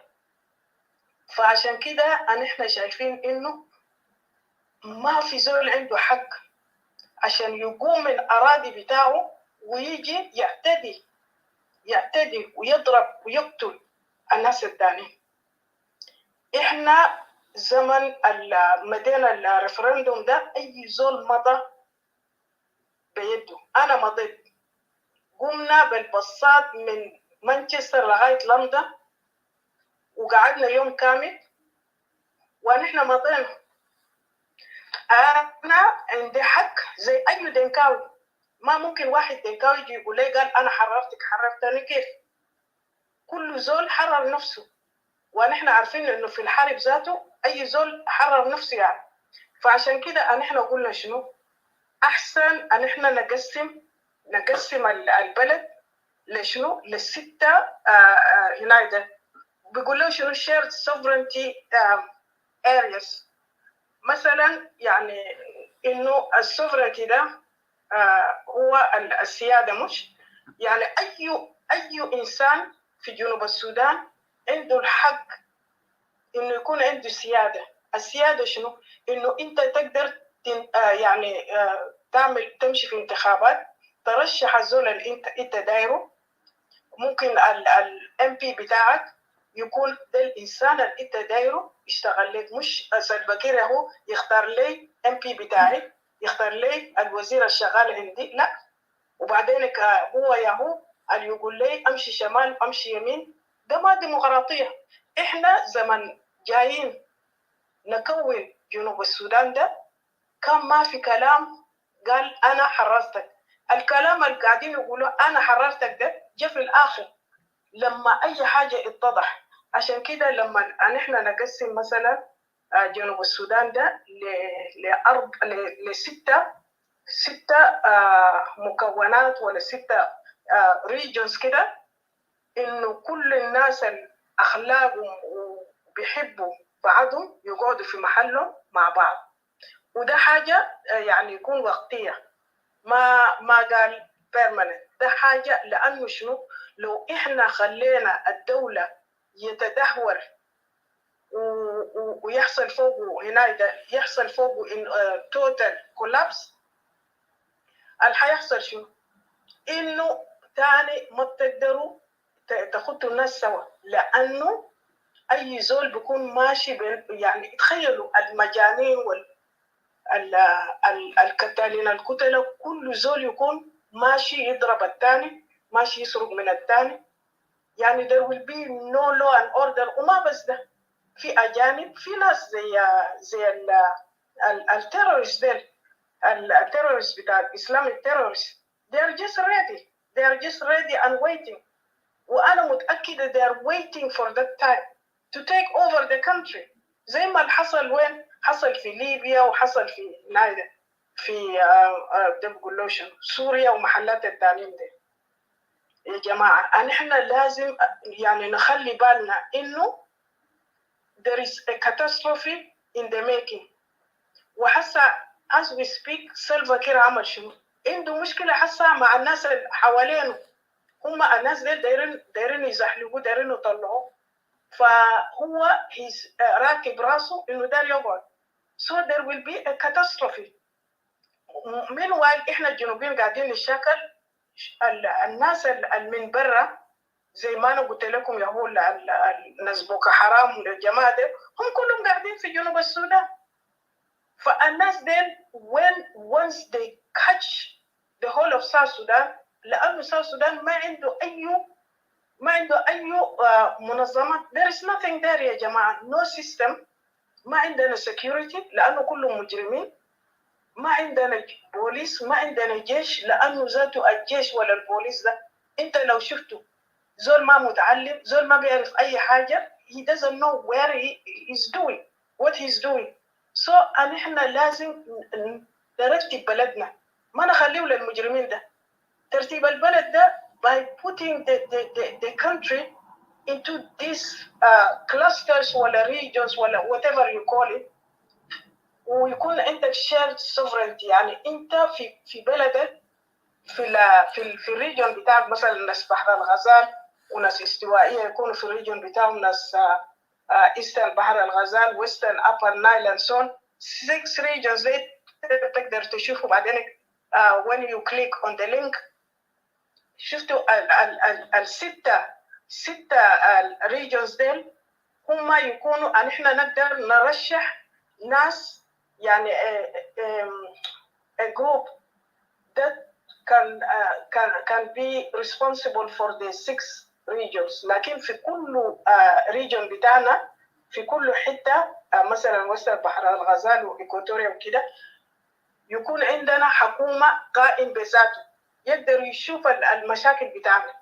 فلو نحن بعد فترة، يعني ده طبعا transitional، ده يعني حاجة مؤقت، وبعد كده لو نحن فكرنا إنه مثلا الناس Eastern Upper Nile يعني دايرين هنا to break away، حيكون منظم، ما حيكون فوقه ضرب، ما حيكون فوقه شكله، هم برام يعملوا استفتاء because not everybody wants to break away. يعني we will have to admit إنه مثلا الليلة ده ما ممكن ناس يقولوا خلاص نحن بقينا كده خلاص استوائية will have to break away. ناس كده شوية ناس يقوموا يقولوا مثلا أنا وحكيم وهنايدا ومارغريت يقولوا خلاص let us break away، وفي ناس كتار في استوائية ما دايرين to break away. No, it shouldn't be like that. إحنا مفروض نتعلم كيف we will have to be democratic. فالريجونال ما داير زي ما دكتور حكيم قبل قال، مثلا اسكتلند هسه the Scottish they failed in the first referendum to be an independent nation، لكن they are trying again. So Equatoria will have to do, if they want to break away from that union, they will have to carry out a referendum يكون ما فوقه أي bullying ولا أي حاجة، أي زول يختار. لو هنا they can pass by 55.1%. لو جابوا خلاص that means that they are going through. يعني انت لازم يعني يدوك الحق انه تقول الشيء اللي انت داير تقوله. this is the main thing which I wanted to speak about. انا ما داير اطول لانه في ناس كتار دايرين يسالوا كمان، فانا بقيف هنا ولو في حاجه ثاني I can add to it. Thank you. Thank you, دكتورة. أنا عندي سؤال. Okay, سؤال ده بيرى the entire team. Our plan there is very good, but how can the plan be put in action? Will this team give the plan the international community to go and enforce it to not? Well, I will present the plan to Hakuma al-Tehetinak so that the Hakuma enforces the plan. Well, is there something the team wants South Sudanese to do to get this plan going practically? Shukran.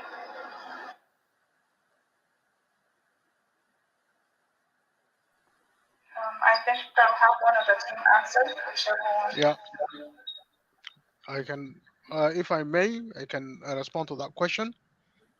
Go ahead, Victor. Yeah, شكرا. سؤال وجيه جدا.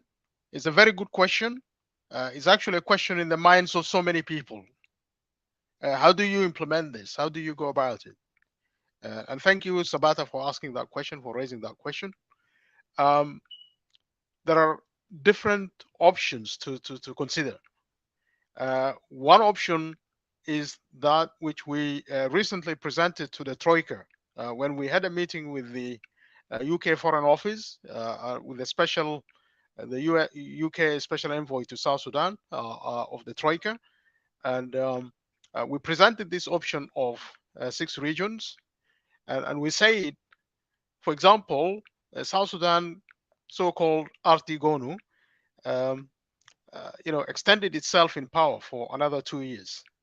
And we don't think that this is legitimate. And we applauded the fact that the Troika countries did not, for example, they did not really support, sort of like given, support to this self extension by the self extension of the regime by itself, right? They did not support it, and we applauded that, and we say also the position of IGAD, of Troika, to kind of like steer, the process of the peace process to support the elections in South Sudan under Salva Kiir and Riek Machar is untenable. So what should happen is that the Troika should support the model of transition that we are putting forward, the union state, and that this union state could be facilitated as a homegrown solution by the people of South Sudan, whether back home or in the diaspora. But there would be other considerations for implementation of this model, which is that first, the Troika countries have a stake in the viability of South Sudan as a country. They're the ones who sponsored and supported South Sudan coming into existence through the United Nations Security Council and so on and so forth, and that they have levers to apply to put and prioritize the people. The elites have failed, so it's now the time to go back to the people. So we said what they could do is to support this homegrown solution for the country, and that they can also socialize the same with the United Nations agencies like the United Nations Security Council and other international bodies, including the European Union and so on, to support this as a viable way forward by the people and for the people of South Sudan. And that they can, for example, prevail on the IGAD countries, the regional countries, to support this, because all these other options have failed, and we've seen that these have all failed. So what would happen would be to boost the security find a way to boost security in South Sudan, with or without the support of the government of South Sudan, because they have failed in their responsibility to protect the lives of the people. So what could be done is to mandate, you know, a new security regime. After all, they failed to implement the provisions of the Article of the Revitalized Agreement itself, or for creating a national army. That has failed. And so, that being the case, the UN mission in South Sudan could be transformed, together with contribution of regional forces or international forces, to boost security in South Sudan, to enable the people exercise these rights, to you know, have Equatorial People's Convention in Equatoria and in Upper Nile and in Bahr el Ghazal, for the people to go through this process of establishing a transitional arrangements. What happened with revitalized agreement was that there was a pre-transitional period of 1 year, which extended almost to 2 years or so before the real transition kick in. So we could arrange a pre-transitional period and then followed by a transitional period, during which certain benchmarks will be undertaken um, in this course to establish this framework for transition. Because the institutions that are there are illegitimate. The parliament is not legitimate. The executive is not legitimate. Um, the army is not legitimate, and so on. And there's no trust in them. And this is now playing out in South Sudan. You have seen how the communities are heavily armed to the teeth and waging war against each other.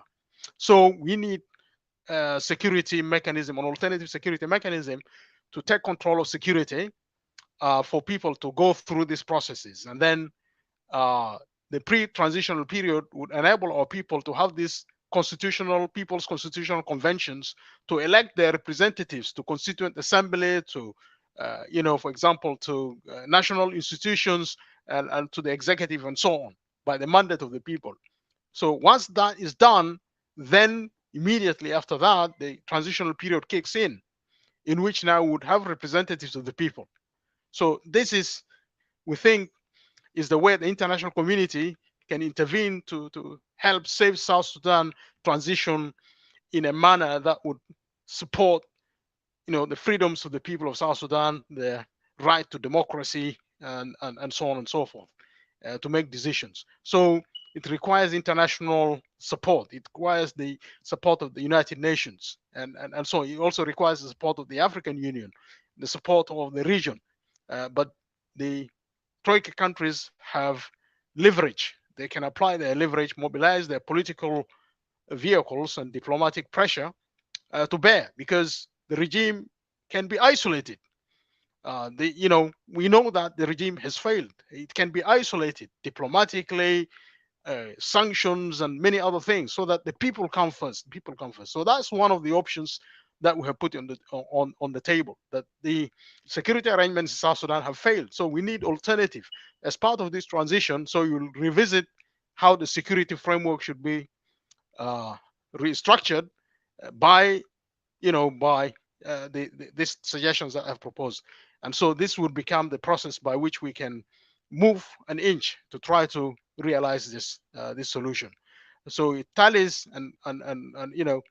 it tallies with the getting the UN involved in this process as well. They already have a presence on the ground. Could that presence not be transformed to help support this process, to put the people first, and to let the people enjoy their democratic right? So that's what we're kind of like talking about. I think that's one part of the question answered. And of course, for example, the other would be that this is what we want for the country, but if that is not adopted, then it makes it a bit more challenging. And then this idea of having another transition for 2 years, what is it going to serve? It's not going to serve the country. It's only going to mandate to legitimize the SPLM, to steal the vote of the people and continue the mess in the country. That is the only alternative that we are choosing. And that alternative is not viable. So I hope I've answered that question, Sabata. If there is another thing I've missed, you can possibly, or Pam can remind me which other aspect of the question I haven't answered. Thank you.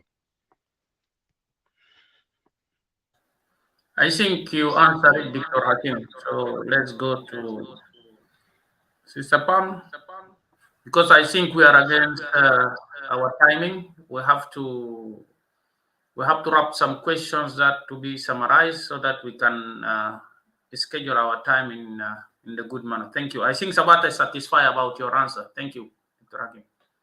Okay, thank you. We still have Dr. Laura to give her input in today's discussion, and then after that, we'll give the people on the stage 2 minutes to answer their question before we conclude, because some of our panelists has other commitments to attend, and also it's late in Europe as well. Dr. Laura, you may go ahead. The mic is yours.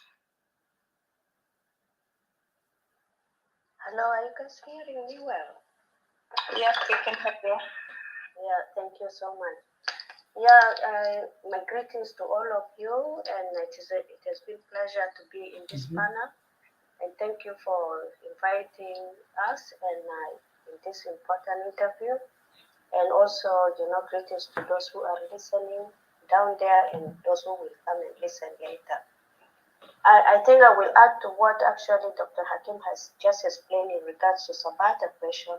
I think one of the way also to push this model forward, or the idea forward, is also for us, if we really feel that this is something which can bring in solution to all of us, and it will bring in change that we will all benefit from, then it's also up to us, up to each and every one of us to see into it. It's the idea get sold out, and we get our head around it, understand it. If we don't understand it well, we ask more questions and come to know it better, so that it become something that we can also put on the table when an opportunity comes as an alternative. This is what I want to add to that. But in regards to what today's discussion, I will be speaking of a very specific item or idea, and because most of the thing has been exhausted by Dr. Hakim and some of my colleagues, I will just focus narrowly on the issue of identity related to the model proposed in the 6 regions, or whether you want to call it a state, it doesn't matter. We have that six region state, and also we have the other option. In regards to into this idea of identity, I presented it in the conference of 2021, 23rd of October 2021 in Manchester, and actually last year also in October, and it has been I also presented it in relation to this identity crisis idea through the model of the concept of unity and diversity. If we talk when people speak of identity in most cases, there are 2 approaches to it: the approaches of essentialist and the constructivist. So the idea of unity in diversity is combining these 2 together in the concept that identity is composed of 3 basic core elements, and that is the people and the place and the culture. And if you want to divide it into essentialism ideology or constructivism ideology, then it becomes that the essential part of all this is the person, the people, and the identity of you as a person is really literally what is in your ID, that what present you in your ID as a person, or in that case, as people, and then the other part is the part of the culture and the part of land, because we live on land. We don't live on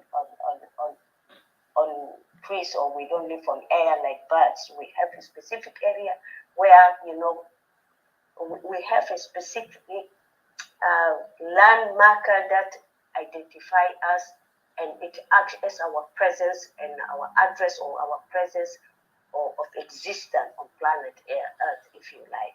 So these are the three core components of an identity. And if it is in this dynamic of these three aspects that creates, the narrative of what we call ourselves, or we talk of ourselves in our history, and how we come to exist, and how we have evolved or changed in the course of time. If we and these core elements have a lot of layers and levels, if you like. We can talk of it mainly maybe at social level, but if we want to put it in a political level, it takes another narrative of of particular people as an entity of a global society.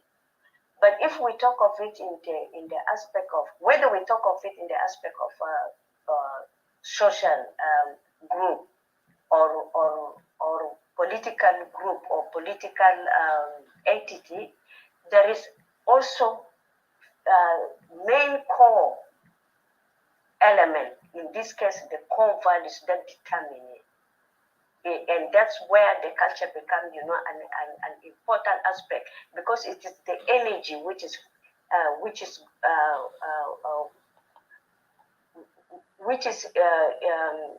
fluent all the two other aspects of person and land.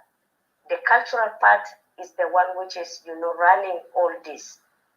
And in this culture, we have really specific values that are core to every human being. And it is the value also sometimes we find it's a value that is shared universally, and which we can also be able to identify and detect in the universal declaration of human rights. So from this, if you take the value of justice, liberty, this is at the political level. At a community level, it comes with different names, but it means the same thing in norms and practice. For example, the norm and practice of respecting each other, whether respecting an elder or respecting a child. The element of respect is there, and how each and every community or social group deal with it, it's really specified that group. But let's take it at the political level, which is actually the subject here. There are core determinants of values like justice and justice, discrimination, and equality, and justice, equality, fairness, discrimination. I wrote them somewhere, but you will find in a backdrop of every conflict or coexistence, you will find either people are not able to coexist because they are actually treated unfairly, and there is injustice, there is discrimination, there is, inequality. You will find all these core elements there. So if we come to putting this in the case of in the case of South Sudan, if we look into ourselves, we have identity crisis, because actually, as many has also come to acknowledge, we didn't, we didn't evolve into this unified identity of calling ourselves South Sudanese, because the core values that bring us together, which the SPLS have been were preaching about, were actually not meant to be, or it was just used there was actually this rift has happened long when even before SPLA could solve the idea of South Sudan succession. It was only used because it is the core value, it's the universal value that will touch everybody. And we being part of, have been in the journey together of this suffering, of feeling being discriminated or marginalized. So it was easy for us to be sold into this. And actually, because it is a universal norms, irrespective of our differences, we thought now that we have realized and there is a political entity or SPLA is preaching this and bringing this as a unifying factor, we will actually, for some reason, for some moment, actually we forgot our differences, we were able to buy into it. But actually it was used just to trap us into something which actually we came to find out to be totally a nightmare of what was promised.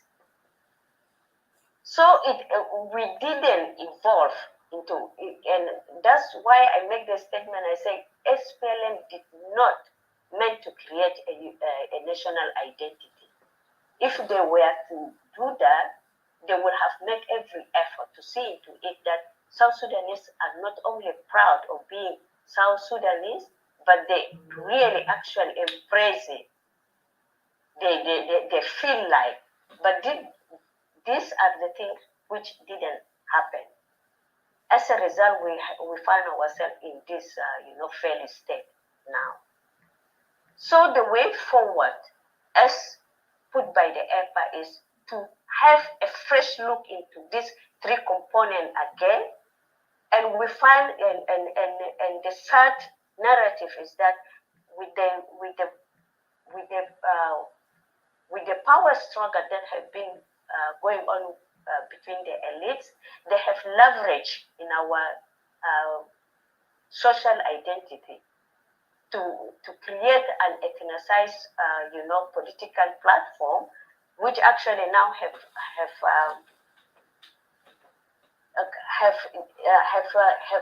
split people, have polarized us. We have become more, ethnicized group and using tribalism as a method of governing. So in order for us, there is no trust. We are disintegrated, and we are broken into pieces. There is no trust within ourselves. So the only thing that will be able to save us as South Sudanese to come together again, if there is a possibility of coexistence, is to have this fresh look into the three components of who we are to start with as South Sudanese. And this speaks by itself into that if you talk of people of South Sudan, the people of South Sudan, you can find it in the historical three regions. But with the what we have, with the what has happened now in this since 2005 and now, the real South Sudanese have shown itself into, this ethnic group where now you can categorically, divide South Sudanese in the 6 regions we have, identified. So for us to be able to go forward, that's where the model of, union state is making a lot of sense and giving us a new hope for the way forward. Let's just accept ourselves for who we are. Let's just face it. We are not actually, we are just social groups. And the social group that have been spilled out in these 3 regions really makes sense. So it becomes a necessity that will really work for all of us. Because actually, at the end of the day, if we take this, if we want to create another South Sudan, the two have told us that actually, for example, what out as an Equatorial, what concerned me will not be the same concern that somebody from Upper Nile or from the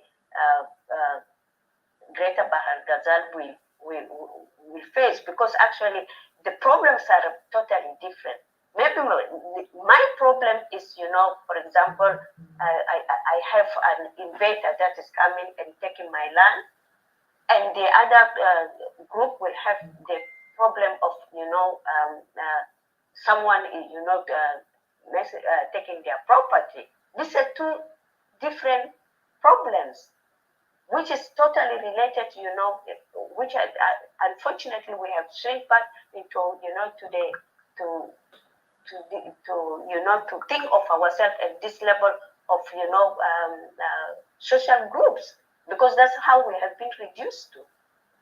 So the Union State is offering an alternative that will cater for everybody, and then from this we can be able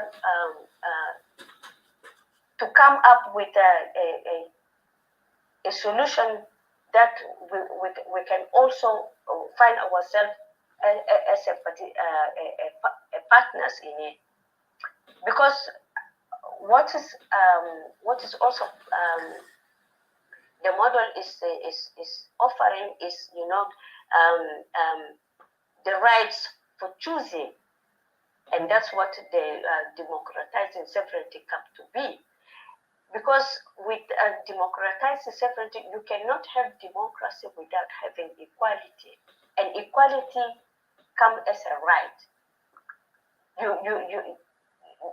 need to consider yourself of equal rights as human being, to have that rights of being able to choose for yourself.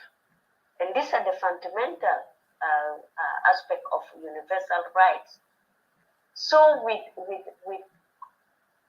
the idea of shared sovereignty, I think at this point we should agree that, the days of somebody, offering you something on a silver plate is over. We need to all to roll our sleeves and really choose for ourselves. It requires, that's why actually the aspect of, when Hakim was talking about the three principles of freedom, democracy, and freedom, democracy, and also and that freedom, democracy. I'm losing one. Freedom, action. The action should be really, the action is the center of it all, because even if you realize your freedom and you feel you are equal, that you can be consultant, and you can have a say in the decision making process without you taking the step forward, or even or even voicing it or demanding it, nothing will happen. For me, the action becomes the most important aspect of these three.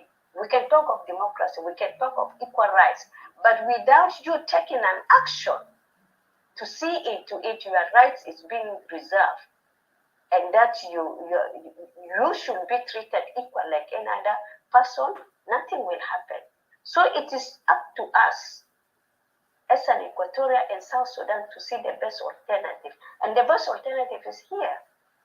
Are we going to still also, battling it and naming it so that it can be, this and that? Or if we really, I think we should really have a critical look. It's not a matter of really having discussion or selling political ideology. Is this something that can really serve all of us or not, is the question. And if it is not, what are the alternatives there? There are other alternatives which are being brought into table. That we also want to see other alternative. What I want to say, we also want to see other alternative brought into table. But if for those of you who can see a sense in this, and for those of you who can say this could be an alternative that can really bring a peaceful coexistence, because this is what it's all about, a peaceful coexistence for the way forward, even if it's temporary. Is it not worth, pursuing, or what pursuing it? So these are the questions I will leave with you. And if there is any other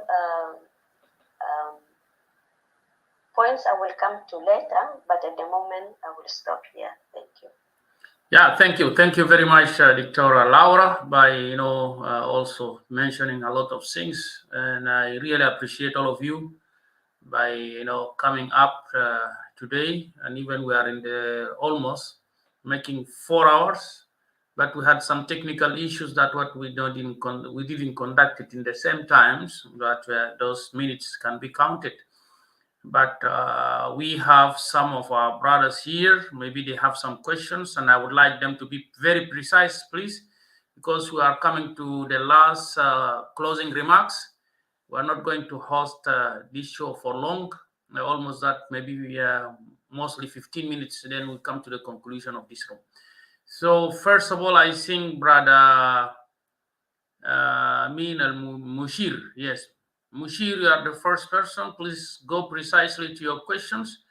And you have only 2 minutes, please. Either you make a comment or you ask a question. Thank you very much. And Sister Laura, Dr. Laura, you can close your mic so that we don't have echo. Thank you. All right, let me thank you, Joseph, Pam, and Sabata, the moderators. I also like to thank the team of EPA. I want to make it clear to Hakim and maybe Dr. Laura, Abu Leila Hakim. The name is different and the photo there also is different than Abu Leila. Thank you, Margaret, Dr. Alma, Laura. It's been a long time, and welcome to Clubhouse. It's good to see you today and hear your voice. I really appreciate you guys, what you are doing. For me, it's just a simple question, but I just want to give a little bit of background to my question. The model you presented, I didn't attend the presentation from the beginning. I was working, just came home, but I've got the hint based on the previous presentation that you made, Dr. Hakim. I've got the hint that the model you're presenting is like a confederate system, where I think the same system is in Switzerland, Switzerland. The same system run in Switzerland. The model is really good, and for me as an Equatorian, I like the system. I like an organization where people live in peace and people live in harmony. So this model is really good for me. I really supported it. And even the other models like federal system, I also support those models because they just bring peace and harmony within the region. But looking at the model itself, and based on the situation that we are facing in South Sudan, through my observation, I found that Dinka are the obstacles to, and they're the tools or the element of mess in South Sudan. That's why we are here. So these models like federal system, Dinka will always oppose because they have got that mentality of domination. They want to dominate. So if the Dinka are really having that idea of domination, I believe that they will never even accept any model that any South Sudanese is coming with. My question is here: if I believe as a person, I believe that Dinka is is an obstacle, or is really the tools of the mess that we are having in South Sudan now. How can I use another strategy to convince other regions, or perhaps the other tribes, to accept this model? And you, as Hakim and the team, what are the strategies that you can use to convince the other tribes that this model is beneficial for all of us, for the Upper Nile, for Bahar Ghazal, and for Equatorial? How can we use that such strategies to convince them? Because I believe, based on my observation again, we have a lot of ideas that are very beneficial to us as a society, but I think we lack coordination and we lack communication. Because communication, there are two ways of communication. Like we have the public communication, that's what we are doing now, it's a public communication. And then the other communication that we are lacking really as a community, as an individual, the private communication.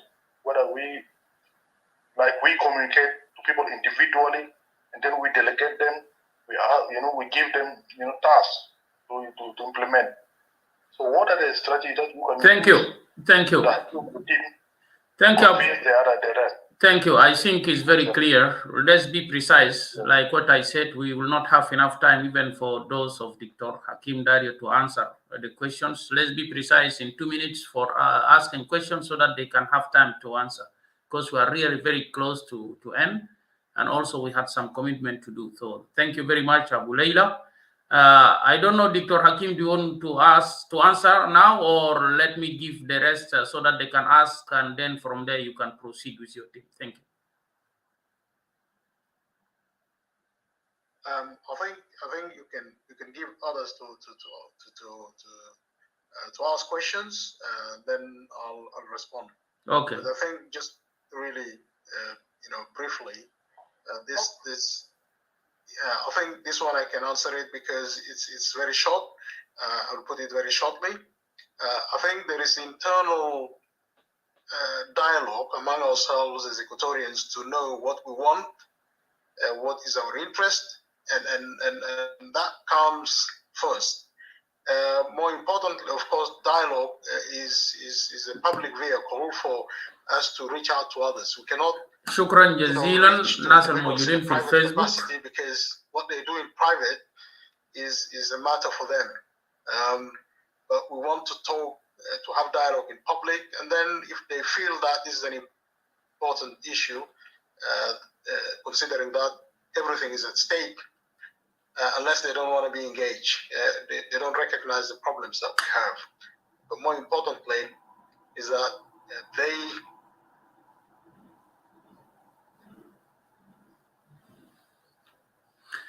طيب شكرا جزيلا الناس الموجودين في الفيسبوك. ربنا يبارككم، وإن شاء الله نتقابل معكم في الأسبوع القادم يوم الجمعة إن شاء الله لبرنامج سياسي آخر نتناقش فوقه. فكونوا دائما في أمان الله، وكونوا معنا في الكلاب هاوس عشان تسمعوا بعض من الإجابات اللي جاوبوا دكتور حكيم داريو. شكرا جزيلا.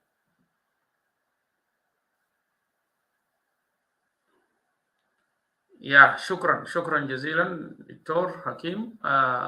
Uncle? Yes.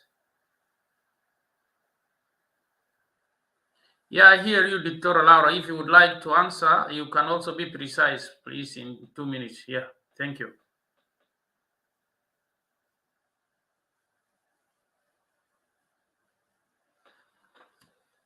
طيب يا جماعة، نقول لكم تابعونا في الكلاب هاوس. يكون في الكلاب هاوس هناك. South Sudan is not a cup of tea.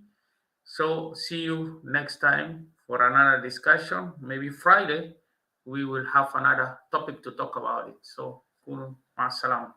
Bye-bye.